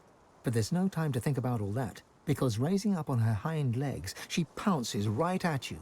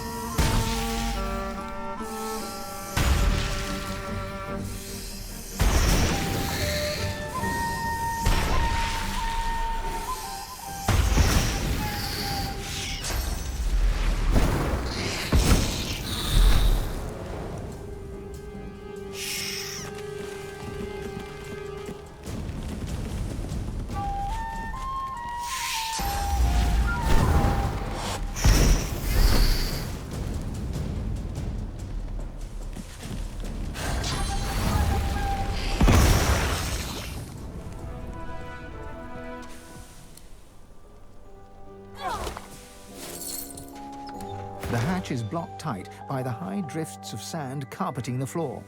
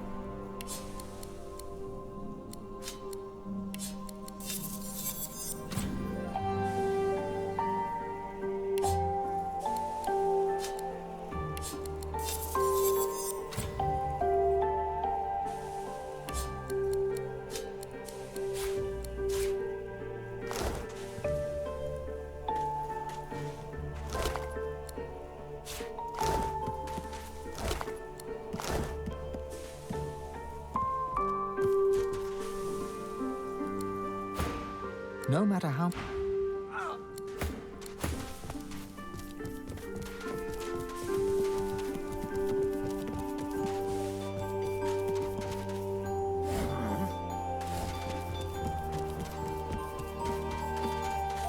The hatch is blocked, straining and grunting.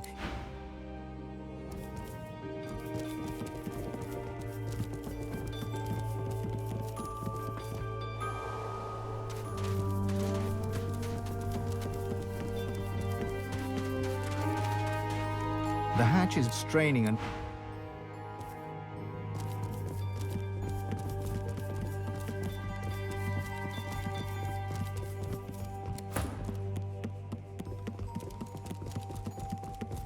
The masked creature grunts 3 times at the sight of you. It reaches its arm out. Clasped in its hand is a crumpled parchment. You take the page, and the servant returns to its hollow existence.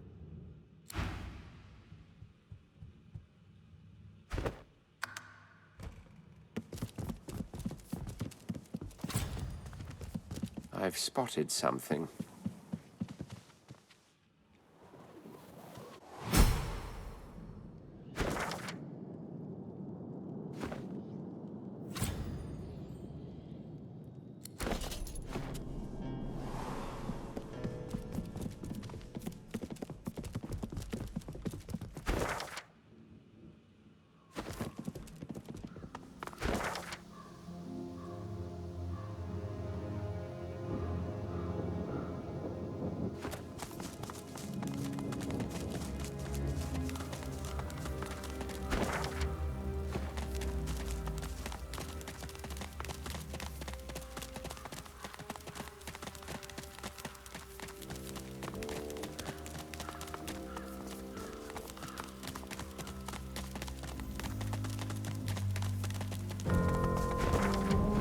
I've spotted something.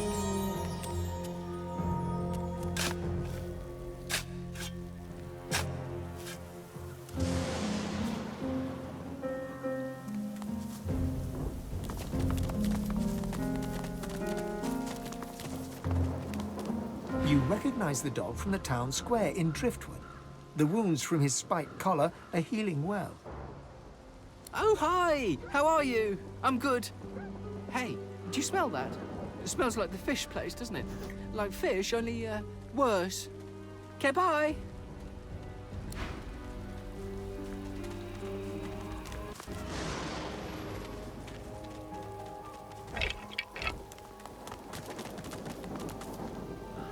The spirit cannot speak.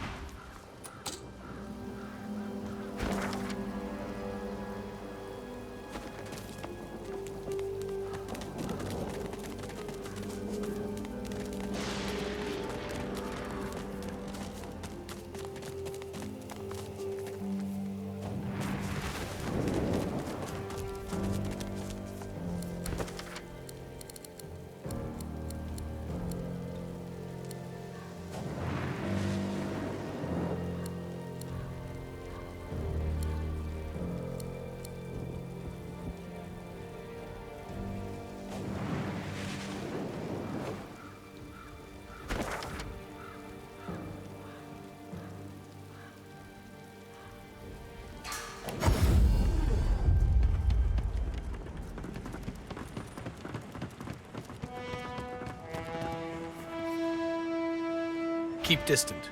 My own demons haunt me too closely. I cannot also bear the burden of yours.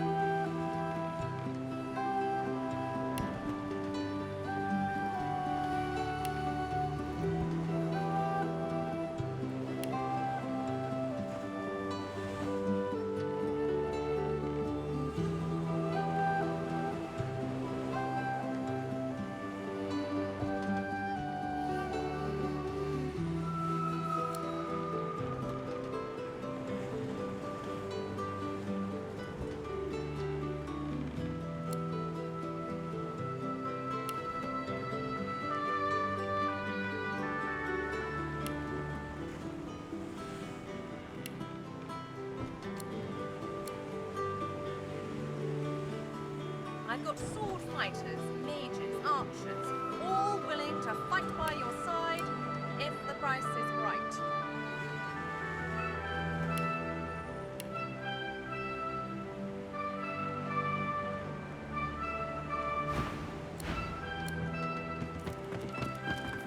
I've plenty of fighters. Oh, I see.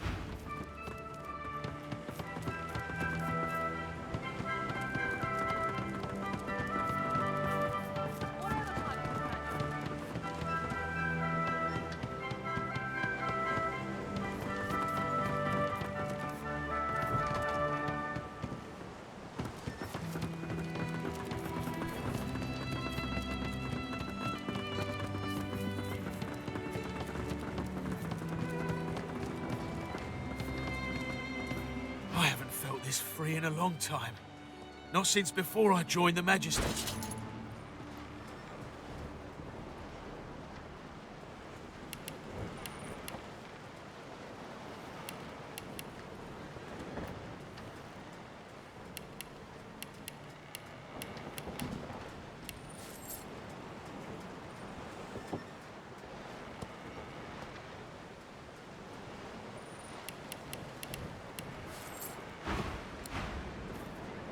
A fine vessel you have here, Sorcerer.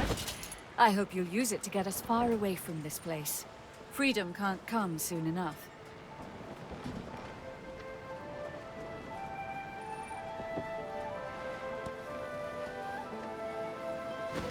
Have you made any progress with my request, dear? Have you found that tablet? Well, please, carry on. I'm relying on you, my dear.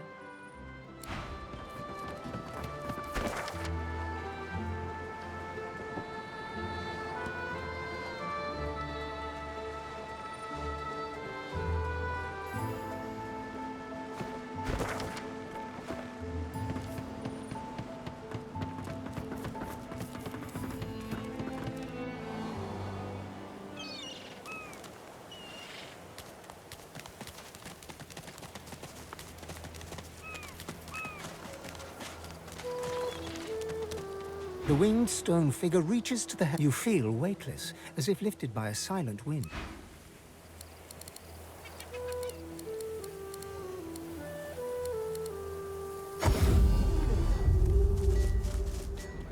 Buying or selling? Capital. Good luck to you.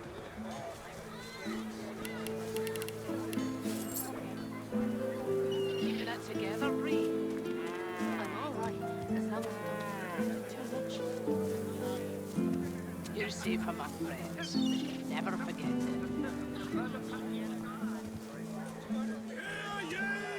Hear ye! Divine order to march against the ancient empire!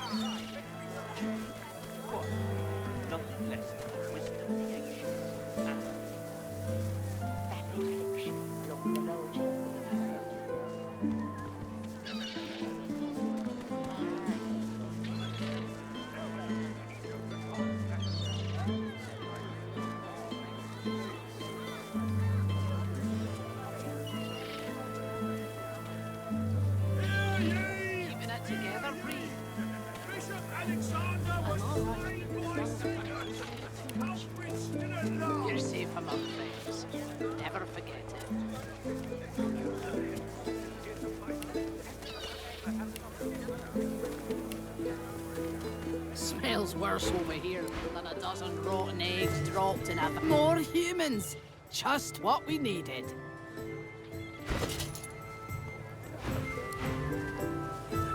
Back again, eh?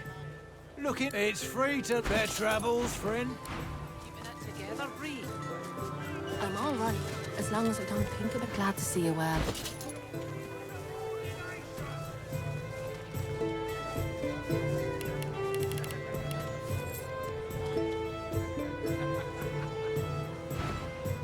Until later.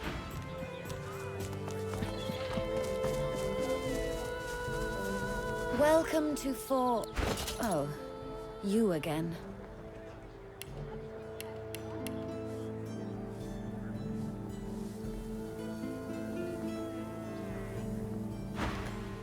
Don't hurry.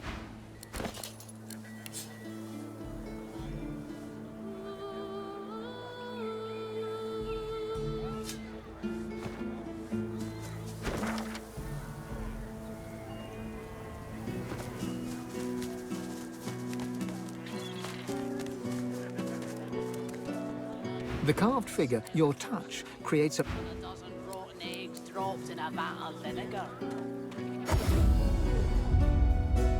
We await you.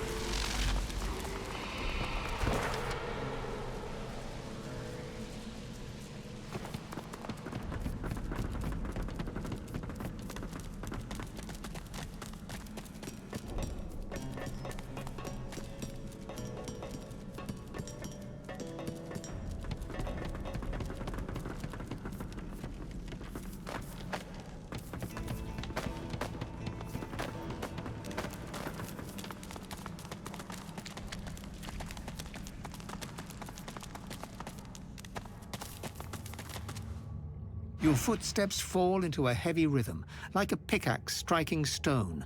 A dozen pickaxes working in labored unison. Your hands feel empty. Why isn't there a pickaxe in them, joining the crew? The steady rhythm of the pickaxes is drowned out by a sonorous growl. The heat around you spikes in intensity, searing with rage. Yet the vision cannot harm you. Your will is strong. I applaud that. But know I shall find you again and again. I can grant you majesty beyond compare. Go to the land without a name. Find the mark of the dragon worshippers. A symbol materializes above you, a broad arrowhead made of flames. The voice and vision disappear, but a cold presence lingers nearby. An invisible gaze weighs upon you.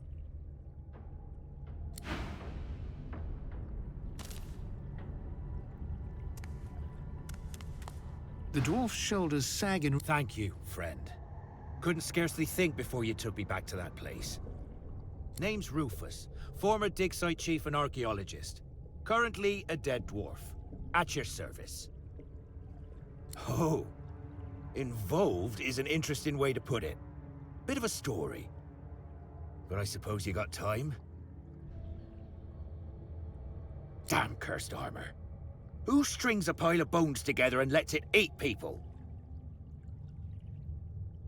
Empress paid me to dig up the bones of a dragon called the Devourer. Said they were the key to her ascension or something. I found what she wanted. She made him into armor, and when she wore it, well, said the beast started talking to her. Guess when bones start talking, it's better to leave. But the next thing I know, I'm a soul chained up to a pair of shoes. Suppose that'll teach me to be greedy, eh? I wish I knew. Would love to be in the hall with the rest of my kin. But I'm a man of action, not magic. Being dead's not very special. I'm more impressed he can talk to me.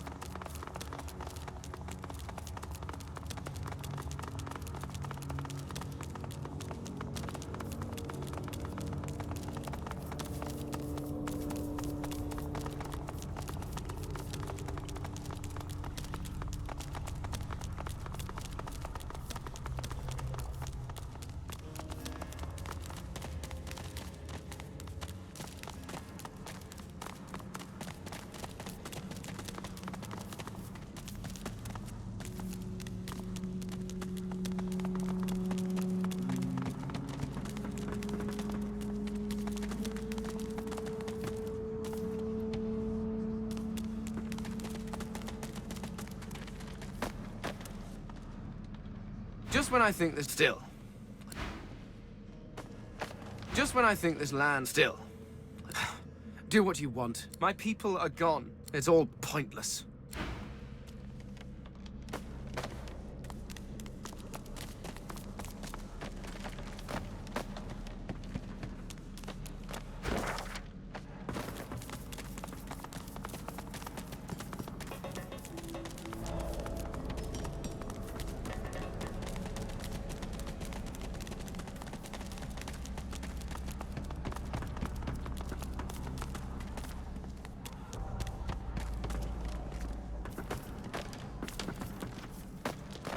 Holding his arm. Your end comes. He says nothing, only twists.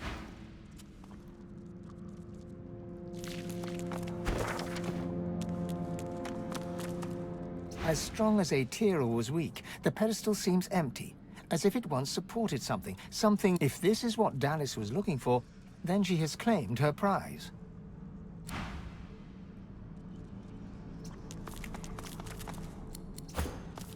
The pedestal, if this is what the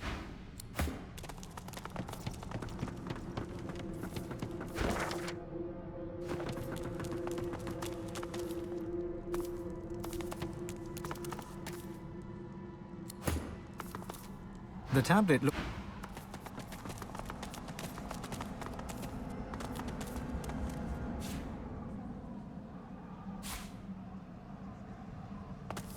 the tablet is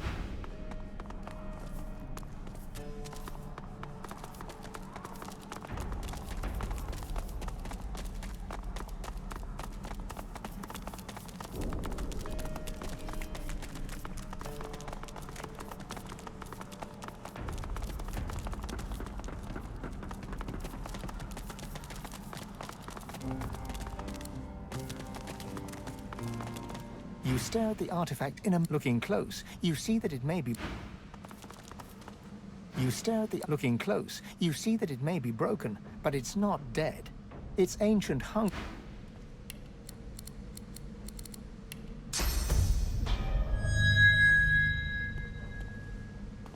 You stare at the artifact looking close. You see that it may be broken.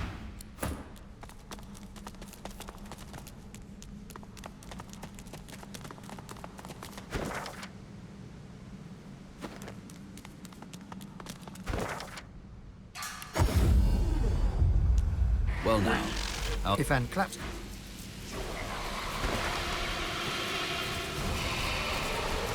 The statue, as the tears...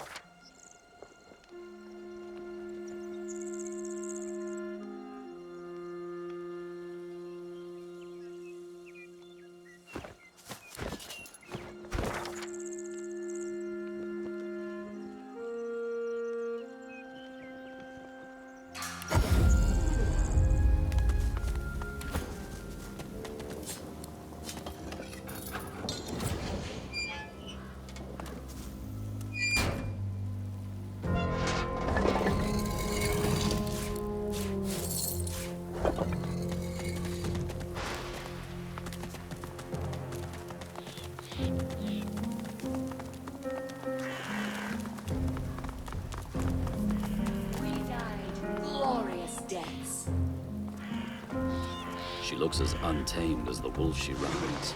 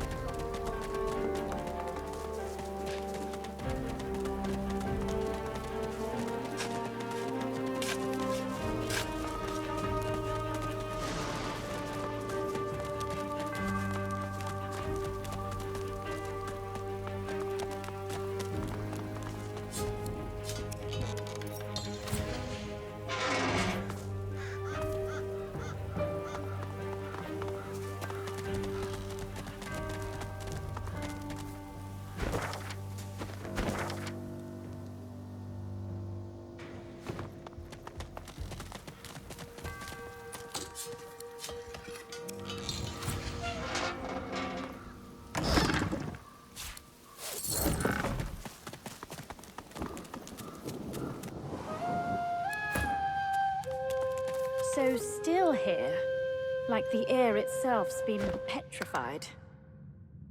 Several flakes of something float to the floor from the petrified body. How long has it been down here? This statue was once...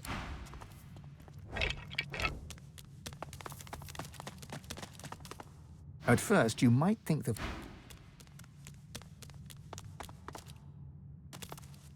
Two fingers of dust have settled on this...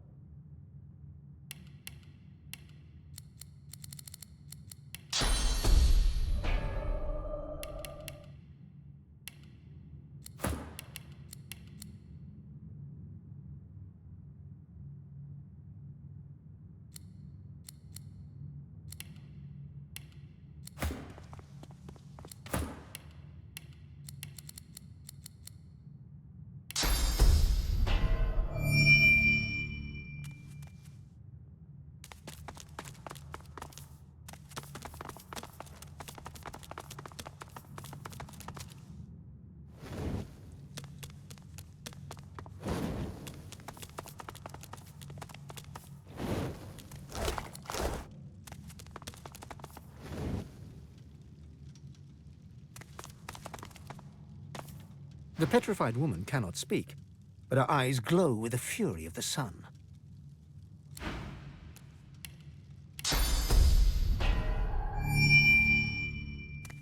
Well, isn't this rich? Cursed by a coffin and rescued by a random rube. The indignity. She huffs in annoyance and rolls her eyes. Oh, all this trouble, and for nothing. Never figured I'd need frost armor.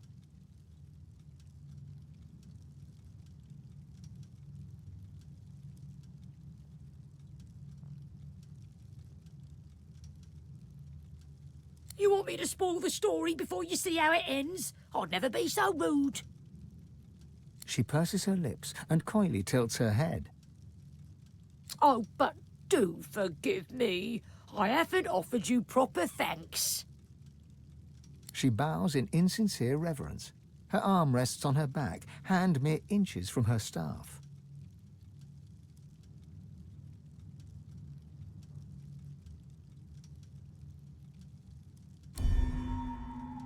She rises from her bow. The deep blue veins on her face pulse violently. Oh, honey, I know this isn't the way you wanted it to end, but anathema is still out there, and I'm not keen on competition if you get my drift. A jolt of cursed fire flares from her staff. Bring it.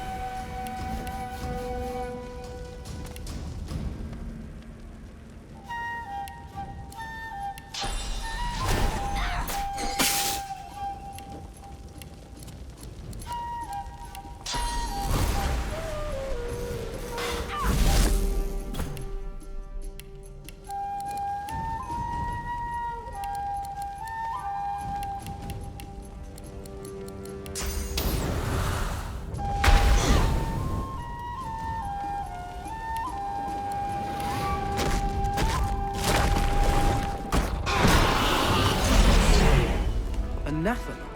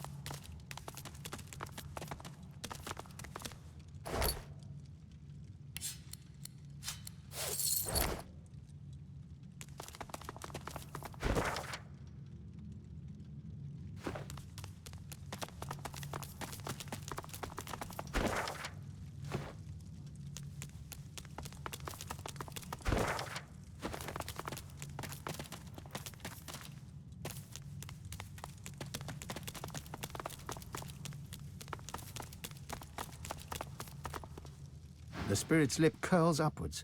She opens her mouth as if to speak, but her words fade in the tomb's chill. The longer you gaze, the more your inner source churns. You are drawn into her, her mind, her body, her past. They are no longer hers, but yours. You sit at a fire. At your left lies a black dog, basking in the warmth. Others huddle behind you. A young elf, a grizzled dwarf, and a skeleton. An undead. You hold a parchment up to the light and point at it. It is there that anathema can be found. The sky is dark, and the roaring fire is now a sad flicker. The others lie around it in a circle, but you hear no snores. Their chests neither rise nor fall. Their eyelids never twitch. You look to your left. The dog's yellow eyes lock with yours, and the two of you turn from the ring of corpses. And you gasp as you are thrust into the present. You take a few deep heaves, then glance at the spirit. Her mouth continues to gabble, but you're grateful that only silence reaches your ears.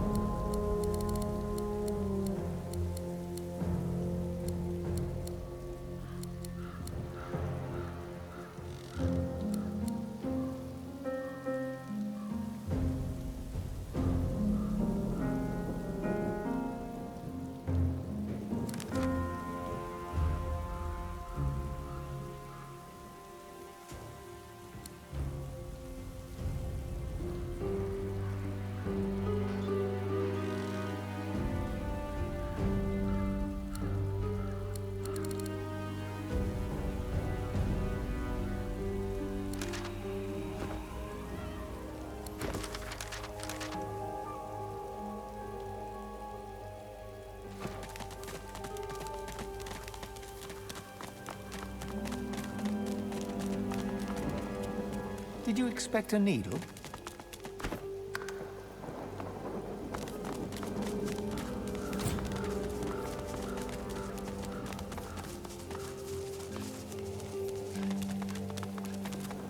Ah, you again.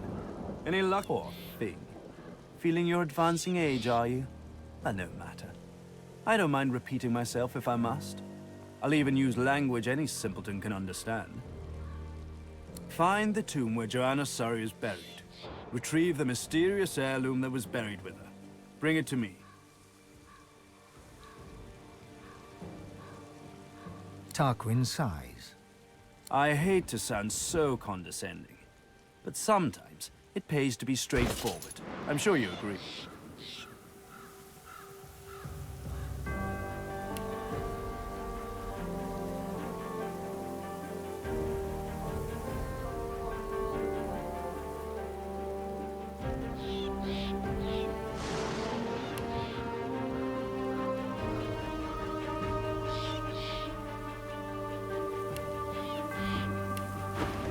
enjoy yourself. Cursed master freaks. Constant damn right.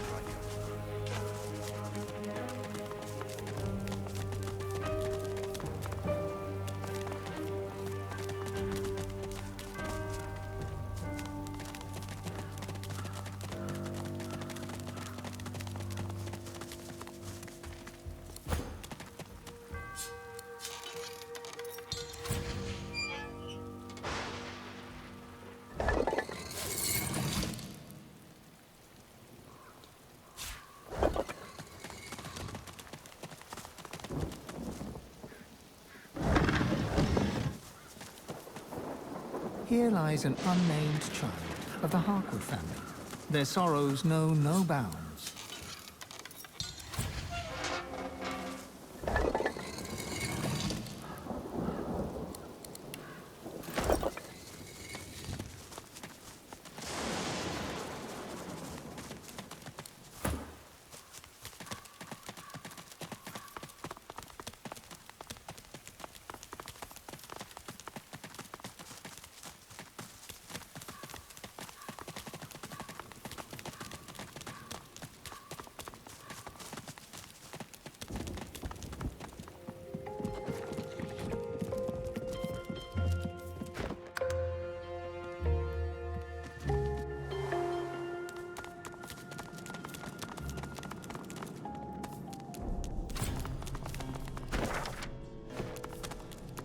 The air buzzes with source here.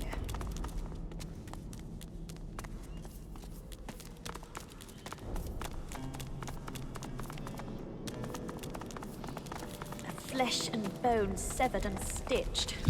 A rather sordid brand of necromancy.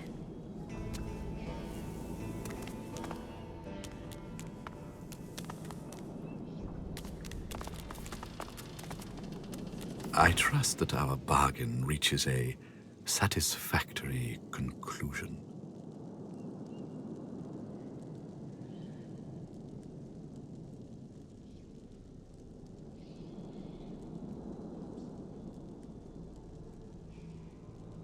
Well, see that you find me when it is in hand.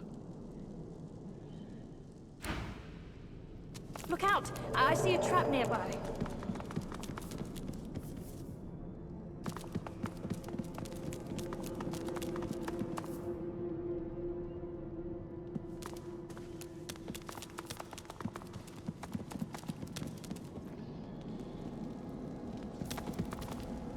You see yourself in the mirror. It's quite a sight. I see a trap nearby. I trust that our bargain reaches a well.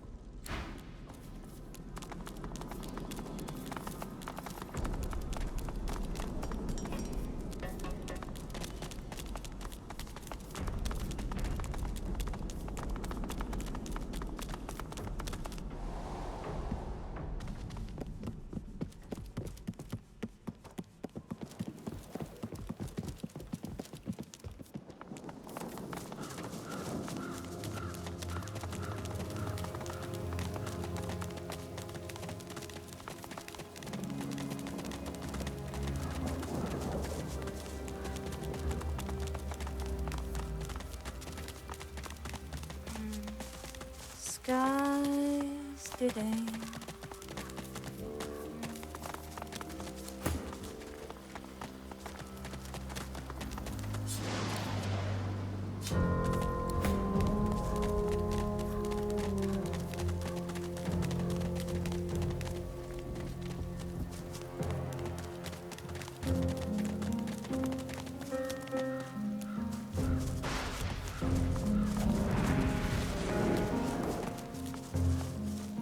Spirits.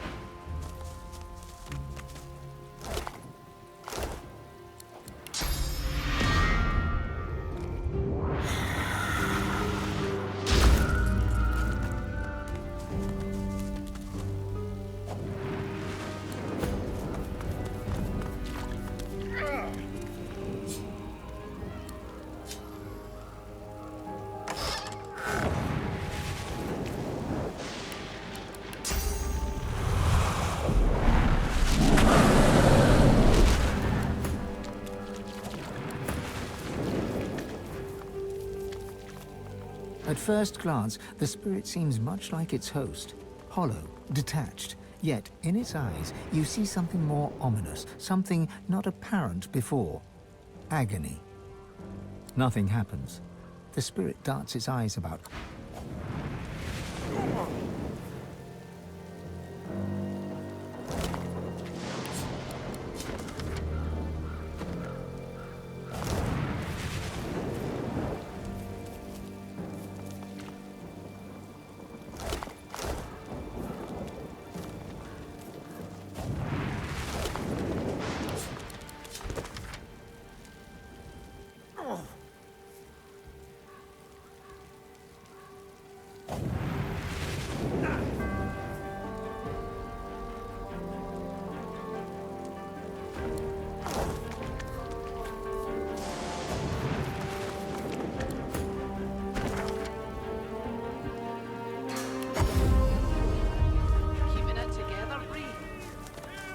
Buying or selling?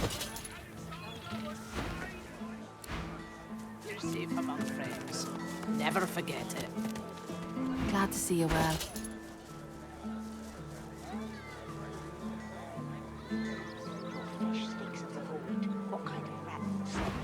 Until late.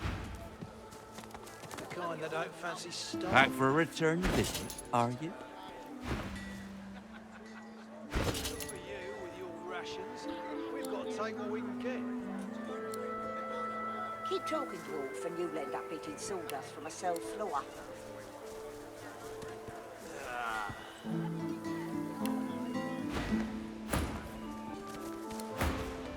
Yep.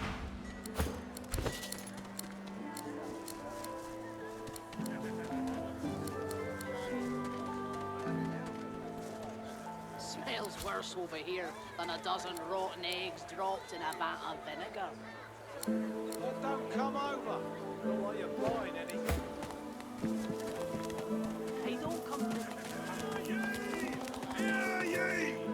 Divine order to march against the ancient empire!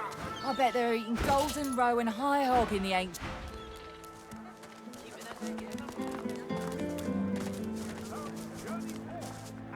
They got that arena. It doesn't make sense. Humans must prevail! So, what's the word?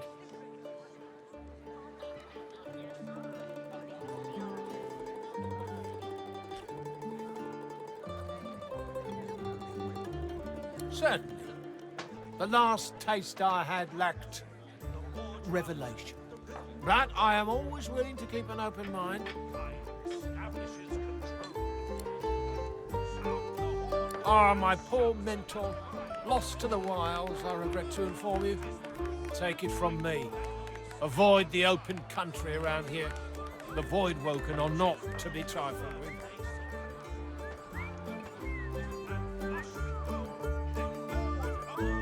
He looks at you with his brow knitted, lips pursed, pain painted mask-like upon his face. What a loathsome thing to say to one mourning the loss of his finest friend and mentor. Good day.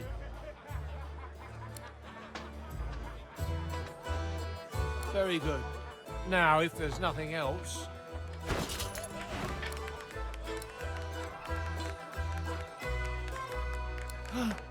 Oh, my sweet. How I've missed you.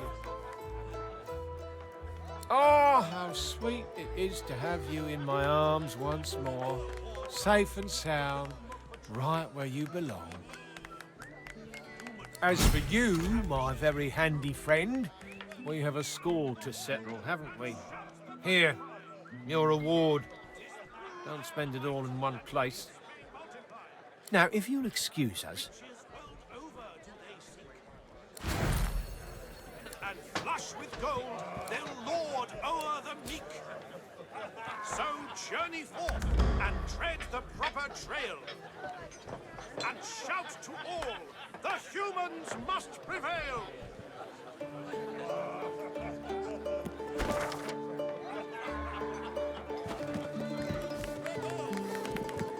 Stew is people and people is stew. You want an engraved invitation every time? You know the way in.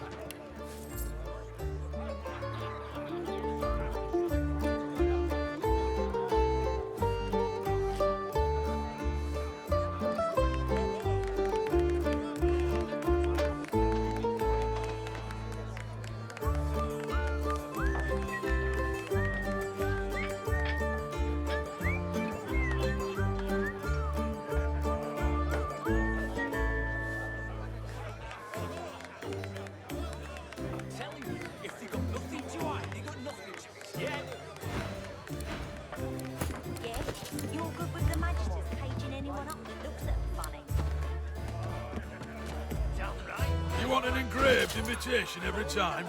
You know the way in.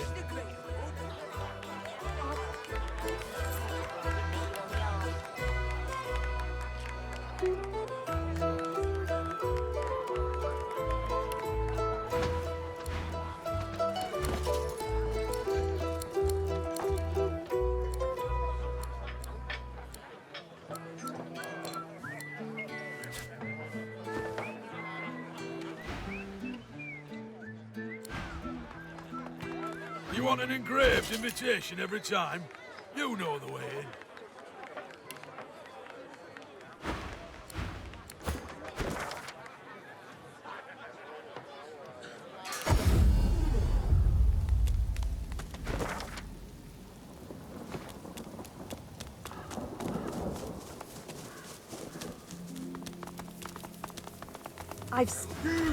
Help!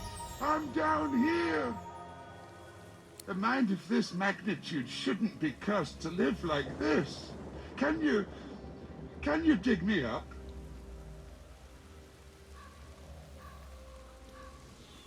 Well, I used to be... Wait, who did I used to be? I can say with confidence who I am now, at least. A thinker, the likes of which you've never known and never will. Don't worry, there's nothing funny about me. More not for Crispin, a simpleton's idea of a clever man and a poor man's idea of a rich one. Well, just wait here then.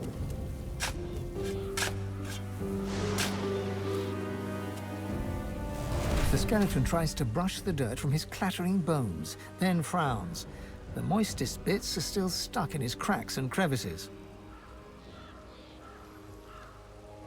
Thanks. You're probably looking for a reward, but I haven't got much. Except, you know, the wisdom of the ages. He pokes a finger against his ossified head. I'm a bit of a philosopher, you see. Not much else to be, what with all that thinking time.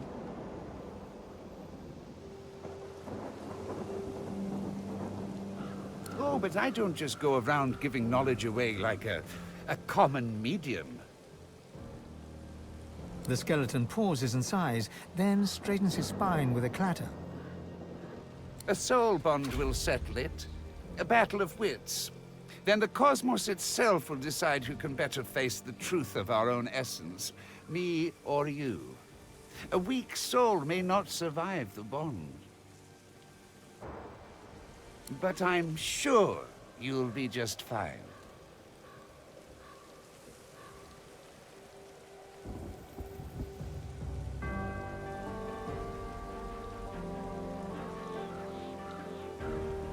Battle is dangerous, is it not? I find it to be true anyway, even when you're battling your own mortality. The angst can prove terminal to the weak-willed. Oh, it's easy. We link up souls and share our innermost beliefs. Think of it like an innocent little duel. The winner remains comfortable with their personal truths. The loser, well... Oh, how fun. Just touch this bone on my rib cage here, right over where my heart would be, if, well, you know. You reach for the rib in question, but nothing feels different. Not until you try to pull your finger away and it remains glued to the bone. All right, miss. Deep thought. First up, our purpose in life. I say it's to accumulate knowledge. Pretty great answer, eh? Can you do better than that? His jaws clack together in a show of self-assurance.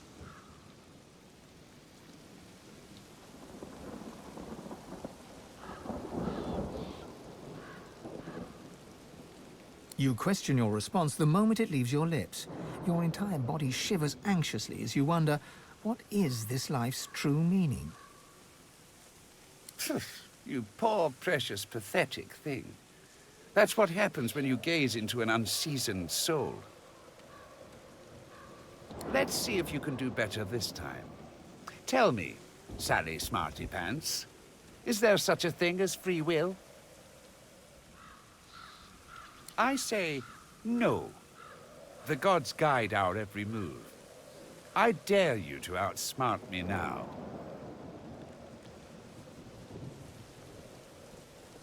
You are immobilized by fear. Fear of the unknown, fear of nothing, fear of everything. It aches, as if the weight of the world presses against your skull.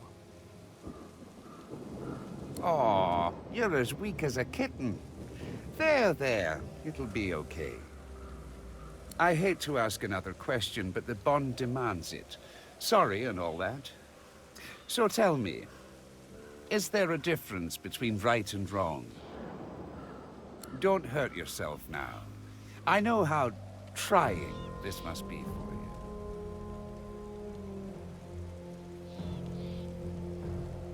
You feel the bond break between your finger and the skeleton. You pull your hand quickly back to your side. The truth of your final answer momentarily calms you, but it is not enough to ease the inner pain ripping through your mind, soul, and body. The pressure builds and builds. Such a pity.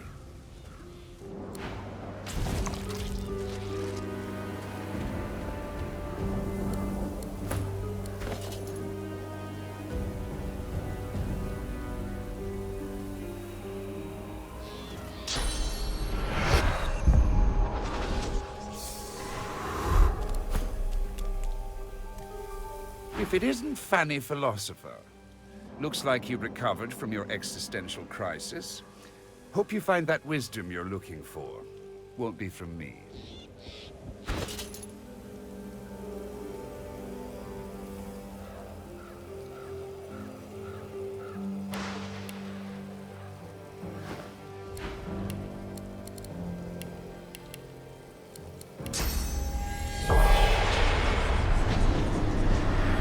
The dwarf smiles, at ease despite his imprisonment. Need some chatter to pass the time, friend? I wish I knew. Would love to be in the hall with the rest of my kin. But I'm a man of action, not magic.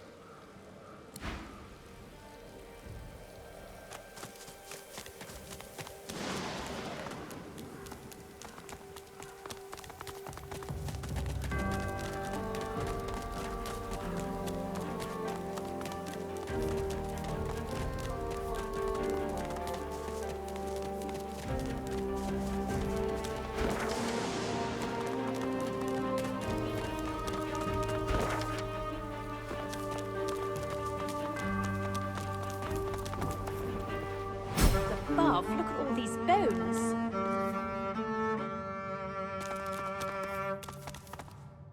I've spotted something. Still sounds stuck. Must be more to it.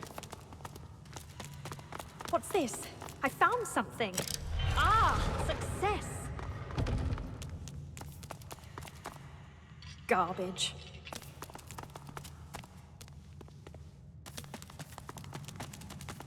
Oh, it's shut tight. It won't budge. How inconvenient.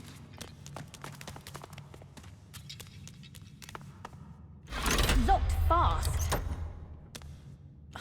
Maybe it's connected to some other mechanism. Maybe it's connected to some other Locked fast. Maybe it's connected to some other mechanism. No! The door!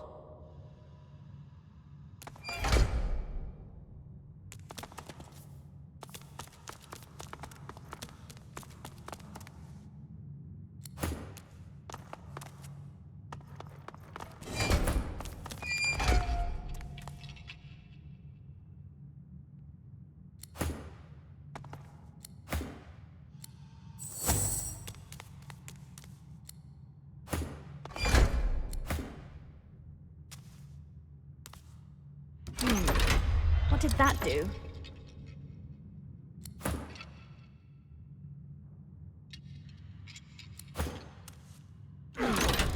What did that do?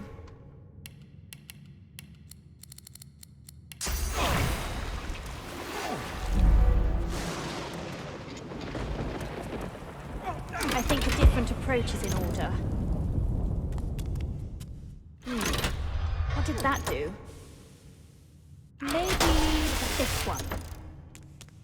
Ugh, it's shut tight.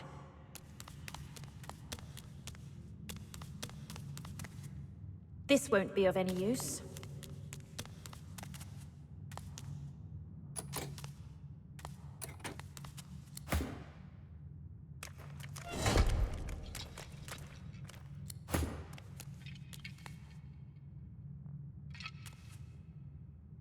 That could have gone better. I'll try a different order. Maybe this one. What did that do? That could have gone better. What did that do? What did that do? Not the outcome I'd hoped for. Maybe this one. What did that do?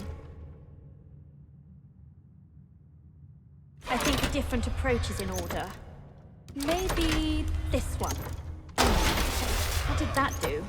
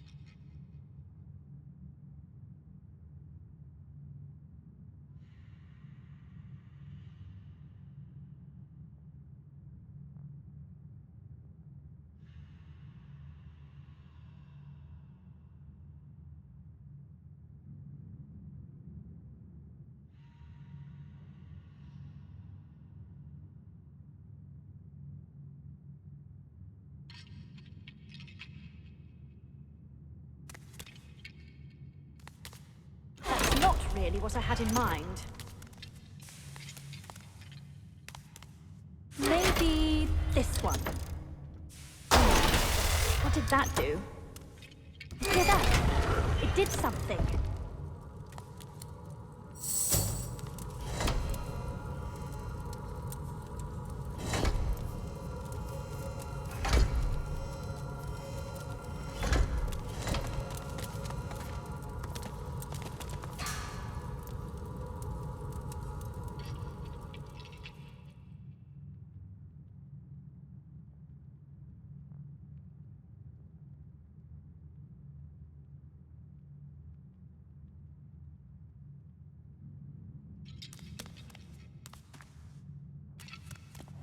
Shame. All this wealth's just going to waste.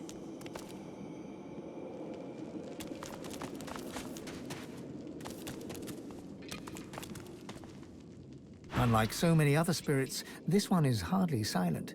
She clicks and squawks the moment you approach her, like a cornered crow facing down a hungry owl. Are you the new servant, then? A pity. Seems the standard is plummeting quickly. You brought my tea, have you?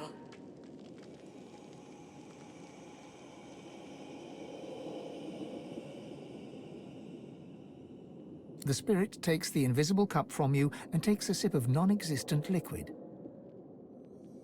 I've tasted better brews, but from the look of you, the refreshments won't be improving. She waits a moment. You expecting a tip? Well, here's one. Soap. Use it.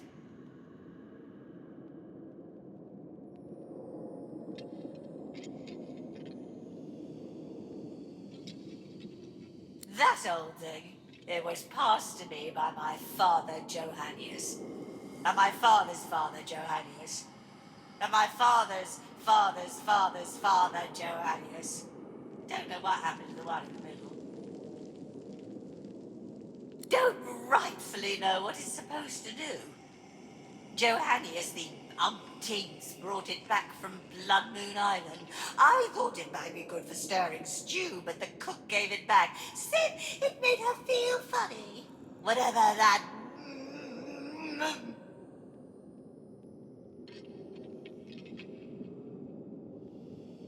Mama cannot good.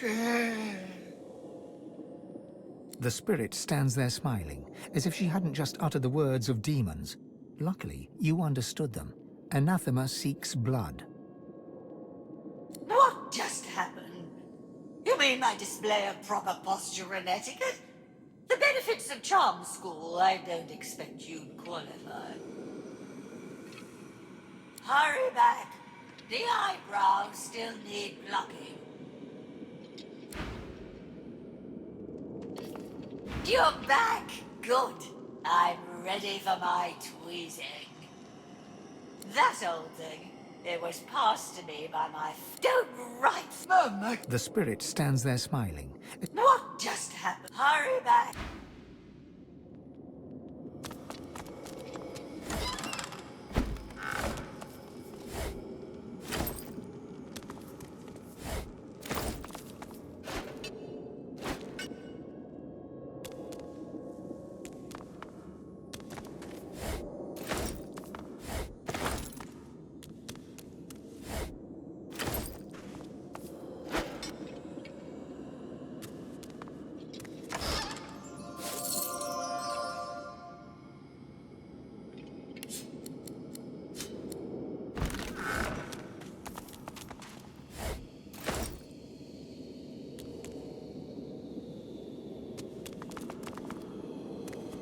Too heavy.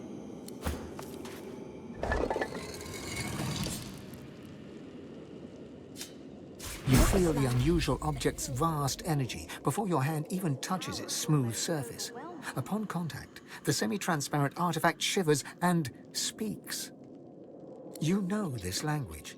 It is an archaic tongue spoken only by demons for untold eons. When as one, I am slayer of sin and the bane of the living. Restore my twin, make me whole. In archive of old the blade resides, an isle of blood where demons abide. The object speaks once more, and you consider your fortune in understanding its demonic monologue. I'm demon true, taken to Isle of Vaults, exorcised from host most dear.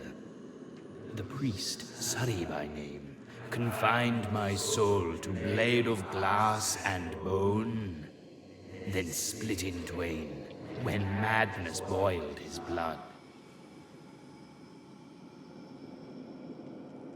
Anathema, I'm called, but only halves before you. In archives rest the blade. The path is marked. Now on to Isle embark. The heirloom is silent once more. The oblong object is crystal clear and unmarked by marks or chips.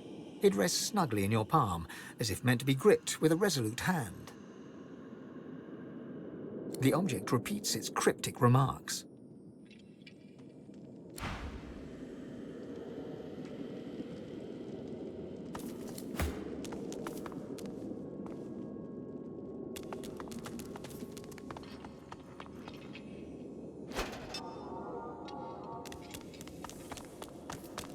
What the hell? We're trapped!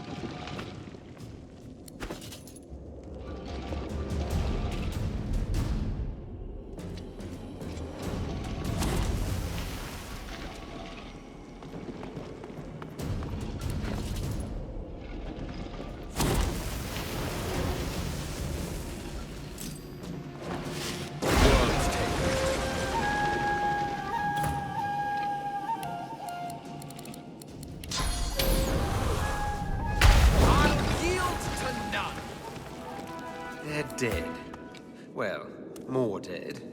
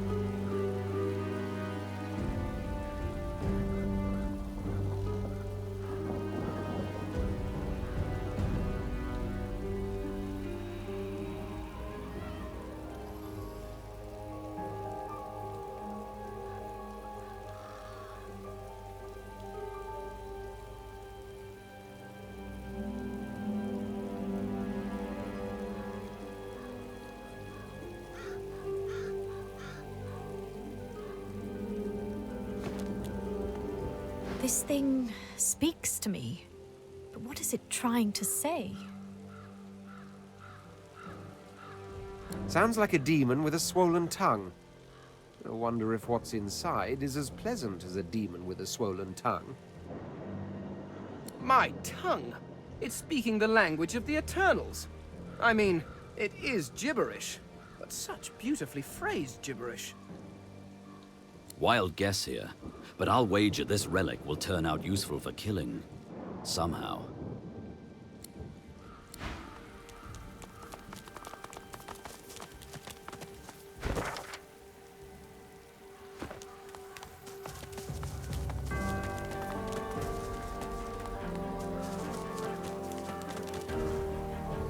A sinner I, and who is not?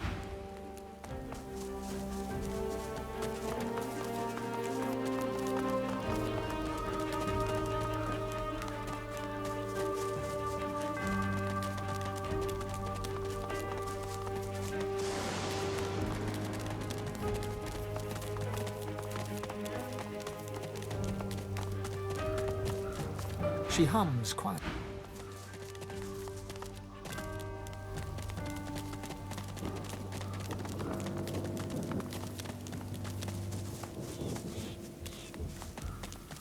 Ah, you again. Any luck in old Lady Surrey's tomb? Oh, good. Take a few. Ah, you again. He places his hand on the artifact, and it drones in the demonic tongue. When, as one, I am slayer of sin and the bane of the living, restore my twin, make me whole. The object continues. In archive of old the blade resides, an isle of blood where demons abide. It's true, then. Anathema, within reach. Tell me, is this all there was? There weren't any other curios in there? But of course. I consider it my scholarly duty to know what I can of them. Surely you of all people understand the quest for knowledge. He breathes a long, lugubrious sigh.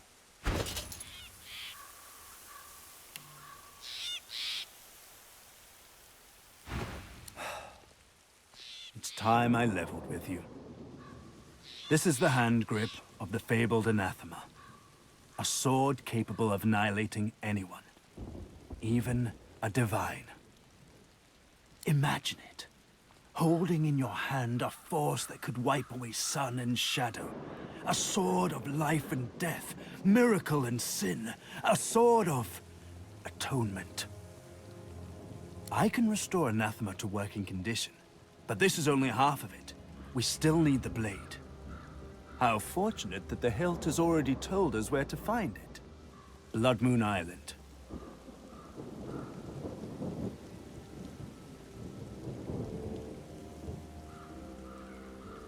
Fascinating. And it told you exactly where to find it. Histories are wildly incomplete. But now I have a better picture of how anathema came to be. An exorcised demon living in a sword of glass. The hilt was brought here by one of the many Surreys. Not surprised. None of them sound too bright. I can't imagine having even half a demonic sword around was very healthy for that feeble-minded family. They probably winced whenever a black cat came around.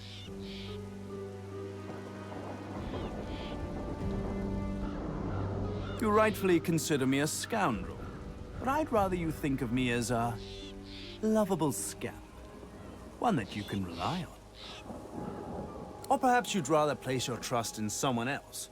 Maybe Dallas. I'm sure she'd love to have a weapon that can destroy a Godwoken with a simple wink and nod.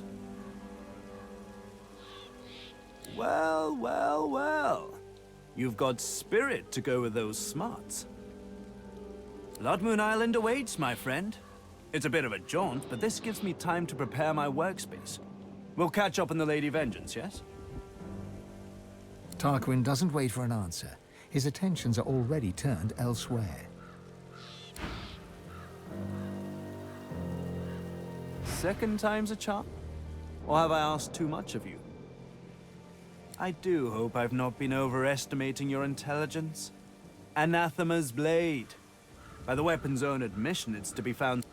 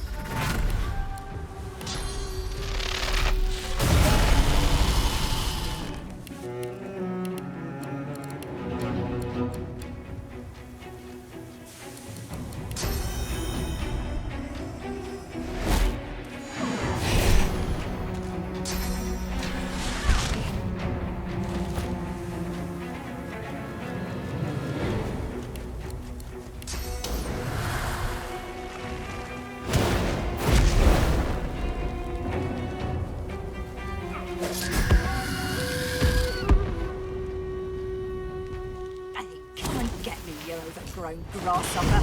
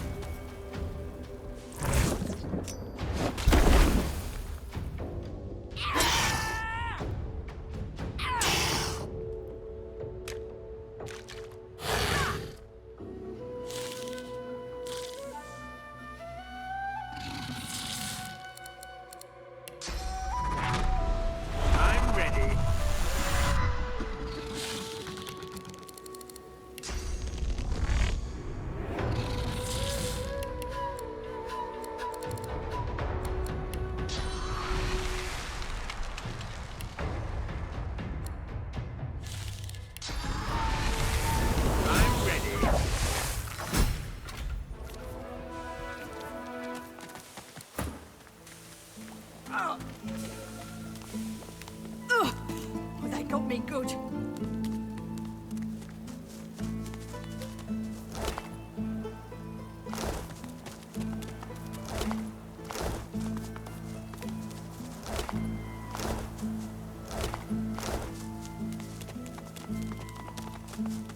My lad's gonna want to make sure it lasts after that.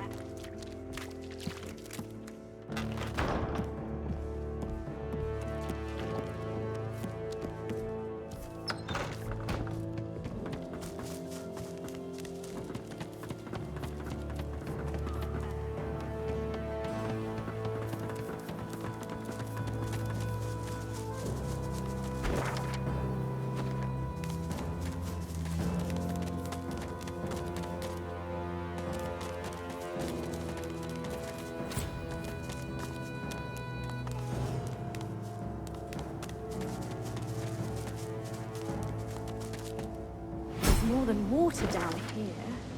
I wonder where it leads.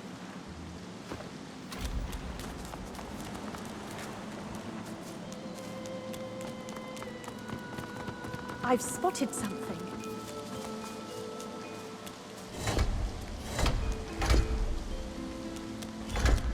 What's this? I found something.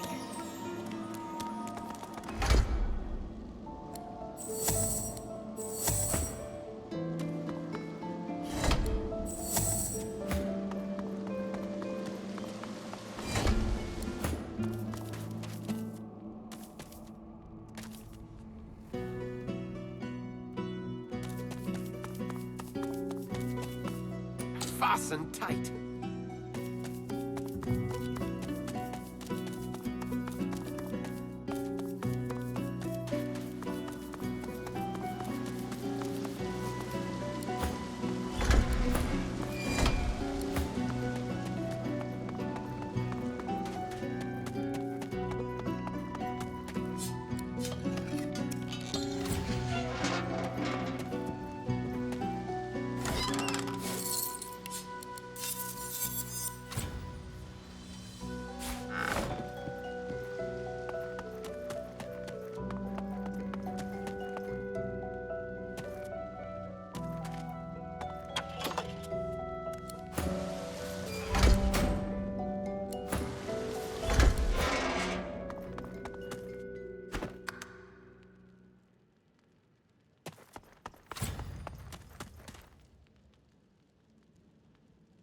A spillage all over the floor.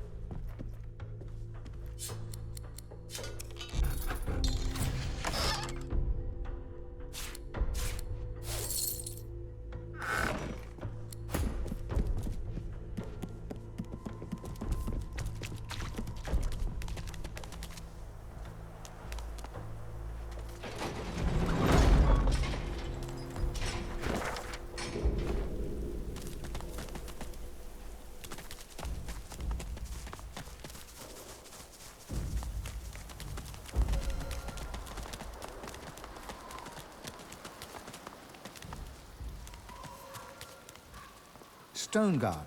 Be welcome.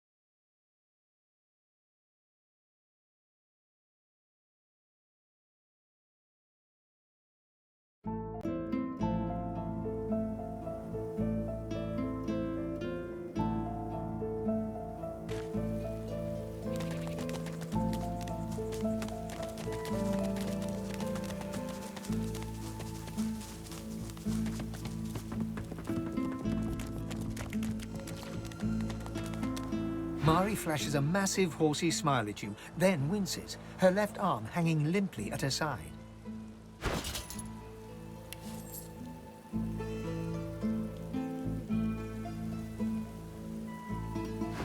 By the seven, that was something. What'd I tell you? Nice scratch on me. None that last, at least. Glad my little guy got to see it.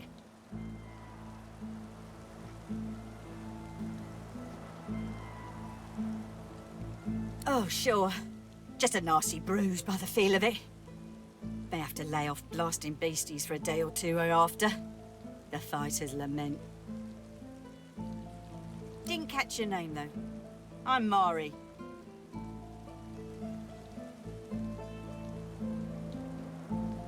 Dunno about you, but I never was afraid of bugs. Then again, if you hadn't rolled in when you did, I might be whistling Teedle-Dee in a Void Woken's belly by now. I owe you one. Always happy to squash a bug if I get the chance. Especially with a toughie like you on the front. Hate to cut this short, but I ought to dash off. My boy's waiting for me. Mind lowering the bridge, though? I find myself slightly indisposed for the moment. My lad. Right on to that. There you are, my good-looking lad. Ma! Let me get a good look at you. You're okay? Of course I am, Ma. Are you? Fit as a fiddle. And twice the size. And the house? She'll be all right. And how's my little spider monkey doing? Safe and sound? Spider monkey? You mean dragon? Come here, you. Mother and son fall into a tight embrace. One tear rolls down Mari's nose, falls on the black stubble on Barin's head. She strokes the wet drop away, smiling. Mari seems oblivious to you. Her eyes are closed, her lips turned in a serene smile as she strokes Barin's head. My boy, my good boy. Hey, wait, one sec. Ma, look! Thank you so much for helping my Ma. All those void woken. Sheesh, thank the gods everyone is okay. Thank the gods. Oh, thank the mum. And our friend here too.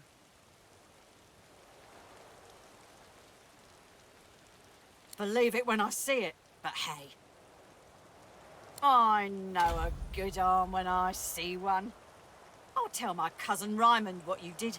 He's real high up in the Order, and he's visiting Driftwood as we speak. Could be he has some good work for you.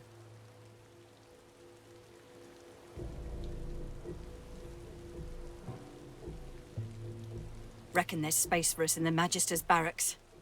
Ryman ought not to turn down his own cousin.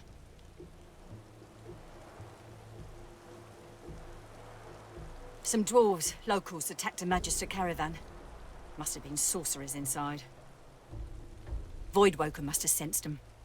Came in formation like a proper battalion. Never seen anything like it. Mari looks to Barin and flexes. He does the same back at her. Luck wishes. We're off into town. Best of luck to you, mate. And come say hi if you make your way inside.